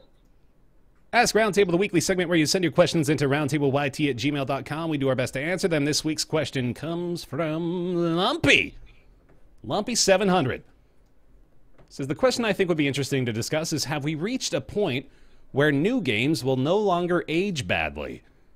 When you go back and play old games that you spent hundreds of hours on to find they are barely playable anymore thanks to the abysmal graphics, confusing controls, and lack of many game features we take for granted today, have we reached a point where new games will, if anything, look better in a few years thanks to post-launch HD texture updates and things like that, leading to longer game lives and development cycles, and what effect would this have on the long-term cost of games after release? So, I thought you were gonna make the argument around mechanics, but it seems like it's primarily driven by aesthetics. And then if it was the thing I proposed, I was going to say ukulele and drop the mic. No. Well, that was also Lumpy's email. That was not my position on the matter. But no, I know. I thought that's what you were going to say that Lumpy said. Mm-hmm. But yeah. So finer point. Have we reached the point where new games will no longer age badly? If we're talking about like visually, no. I don't think we'll ever be at a point where we won't. But I mean, I have a hard time thinking that like games from the 80s and early to mid 90s aged poorly until we hit 3D. Like pixel art games don't really, they're kind of timeless in my opinion. They'll always look good. They're still being made. Yeah, I mean, that's correct. But like when the only games that are really visually, I think, aged poorly are like PS1 and 64 era games. And that's it. If we're talking mechanically, I don't think we'll ever be beyond that. But I don't think games really ever aged badly visually, with the exception of like one area. Final Fantasy VII. Yeah, that's what he's saying. Like, that game visually aged terribly. Yeah. Mm-hmm. The definitive answer for this is that as long as you have a stylistic or thematic cohesion behind what you're trying to do, it doesn't really matter what the hardware constraints are. You can find a way around it, as long as you're not trying to make the bleeding edge game. Right. That's always the thing that makes it look bad later, because you're trying out stuff that hasn't been proven, and there's always going to be people doing it better in 5 minutes later. Yeah. So, have an art theme before you worry about that. Because if you look at like the original Paper Mario for N64, like that game's aged fine because they picked a theme, they picked a style, and they worked it into the limited technology that they had. Yeah. I think this is an interesting question, especially given the conversation topics we've had today about VR and, kind of the cyclical nature of things. But I think, like, I'm in agreement mostly with Mathas. Not necessarily that games haven't aged, because, the 3D ones certainly have. And then I even maybe would argue that, like, modern versions of the old art styles are much improved. But I think that, like, I'm pretty sure we're not ever going to reach the age where things will not age badly, because VR, just look at VR in particular, like, that is going to get so much better. Yeah. And, like, it's going to explode, I think, too. I think that technology is just going to skyrocket in terms of its capabilities over the next, like, 5-10 years. So we're definitely going to still see, like, we're going to go into the backlog of VR and look at the old shit we would play and think, why would we even put up with that? And I think, like, we're still going to get to that point with graphics updates as well. We are in a place right now where it seems like, oh my god, this is where I'm looking at a face in a video game and I can barely tell the differences between that and a photograph of a human, right? And that's not, like, most games aren't reaching that level of graphical prowess yet. Yeah, we are Mass Effect Andromeda. Yeah, exactly. But like, we have that technology, but it's going to get better. It's going to keep getting better. We're blown away by the stuff we have now, but it's going to keep blowing us away. It's going to continue to improve, even though it doesn't really seem like there's much room for it right now. You can't ignore that there's indie developers that are going to be using every method to make their game forever. They're always going to be doing stuff that's lo-fi. They're going to be experimenting with different art aesthetics, and some of those are going to be hits, and some of them will be misses. The games are not unified as if, because it's now the year 2025, all games will be using this middleware. Yeah. Right? Yeah. There is no single unified graphics engine that everyone will be using. So right. It's going to vary. It's subjective anyway. Yeah, most big so companies, it's subjective, like, on 2 levels. They're using their own in-house stuff anyway. They can hardly even argue or agree on foundation for it all. But yeah, there we go. Ryan, thoughts? I mean, I don't know. I kind of feel like the question is almost more related to, like,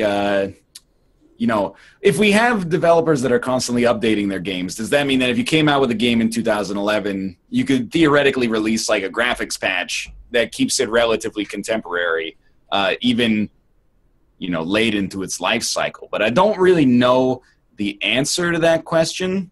And it's a different Ask Roundtable, but I kind of worry about this being the era of like you can never actually cut ties with the game. Like once it's out, you're responsible for updating that game basically for free forever. Oh, yeah, I see what you're saying. So I don't know. I have some more complicated thoughts on that. The community could be modding stuff into it is the thing.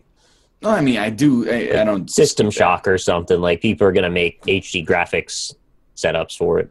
But I think he's saying like, are we? Well, that's a whole nother conversation, really. But yeah, cool.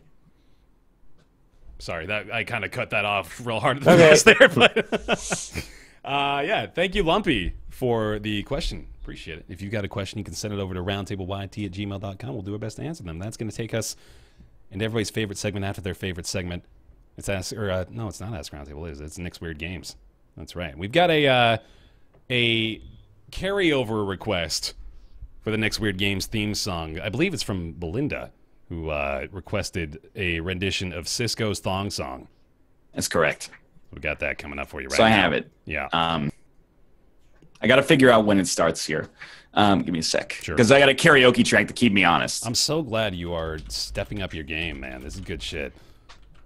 Okay, yeah, I'm ready. All right. So it'll probably start in like 6 seconds here. Good shit. Yeah, let's do it. Ooh, that. I just got to figure out where I'm supposed to be. Ooh, let me see that. Okay, yeah, somewhere like right there. All right. Here we go.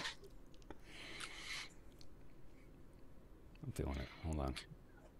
No, I missed my cue. One sec. No. It starts with like some wubba wubba wubbas. It's hard. Nick's Weird Games, ladies and gentlemen. Ooh, that game looks nebulous, and the reviews were all incredulous. Released by a no-name studio with a name like Susu Studio.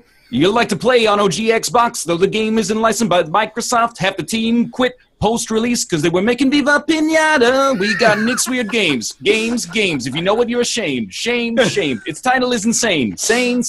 I think I'll sing it again. They got dumps like a truck. Most of them suck. Oh, they're lame.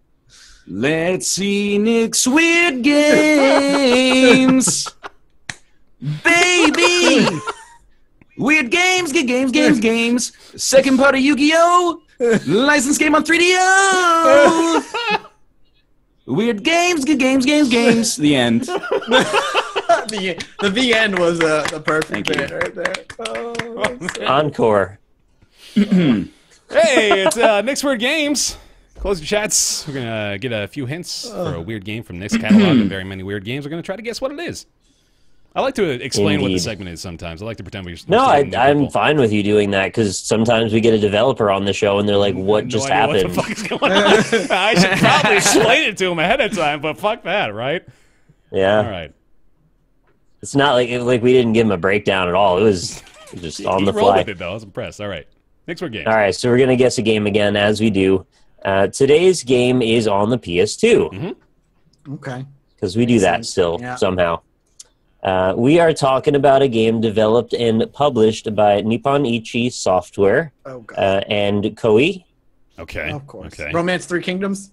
No. Just gonna knock that out Thank right away, God. right? You hear Koei. Yeah. It was released in North America in 2005, and I bet you can guess the genre. Japanese RPG. Specifically? Strategy RPG. Yes. Wow. All right. Well, we got that part. Pretty much nailed that part.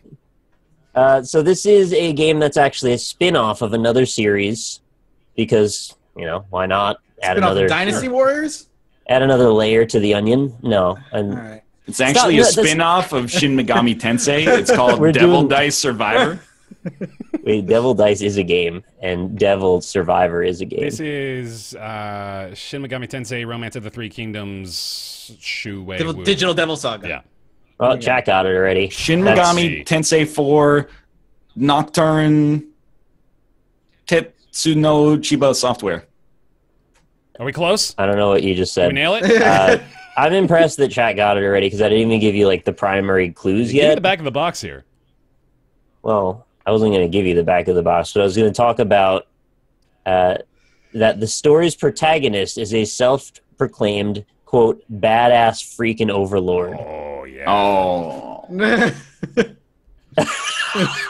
did that make Ryan That mad? reaction. No, it's because I know what it is, but I I don't. Yeah, It's a I know why spin-off you- from the Disgaea series. But, Yeah. And this is Oh, like really? this is the penguin. Yeah, Prinny. It's the Prinny penguin. The Prinny penguin, No. yeah.